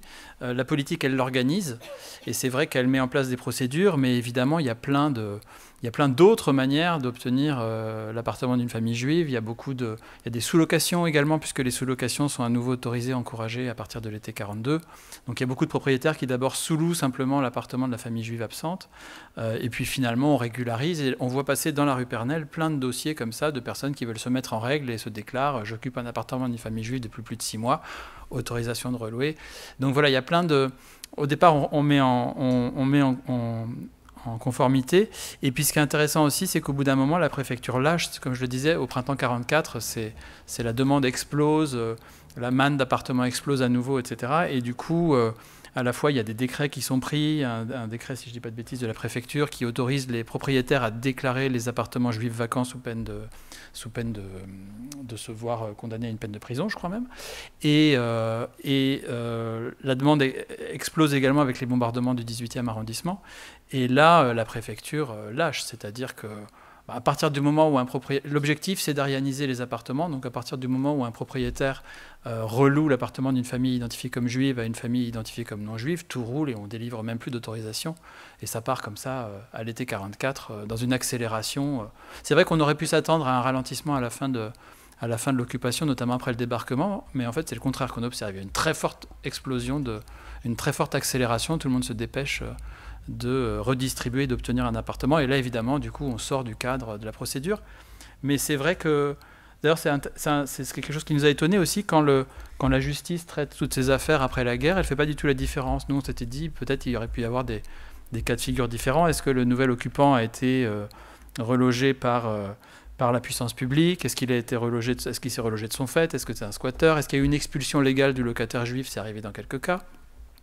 Et en fait, ni le juge des référés, juste à l'automne 44, le juge des référés s'en désintéresse totalement, considérant que toute famille juive, quelle qu'elle soit, qui a été privée de son logement, l'a été dans des circonstances extraordinaires. Et donc, quelle que soit la qualité ou les raisons d'installation du nouveau locataire, son installation ne peut pas être légale. Et s'en désintéressent tout autant les justices ensuite ordinaires qui traitent ces questions sur le fond et qui, elles, font comme si tous les nouveaux locataires étaient légalement installés dans les lieux et comme si le nouveau contrat de location avait plus de valeur que le précédent.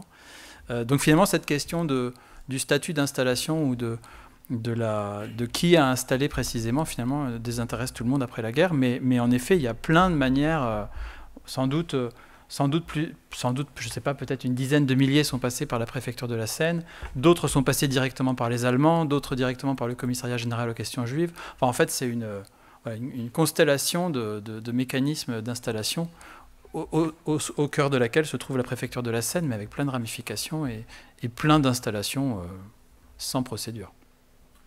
Alors, ah oui, pardon, vas-y. Simplement pour dire que sur la question des propriétaires et des gérants, on parle beaucoup des gérants parce que les propriétaires, on ne l'a pas dit, ils étaient propriétaires de l'immeuble entier puisque les copropriétés n'existaient pas et ils étaient souvent absents.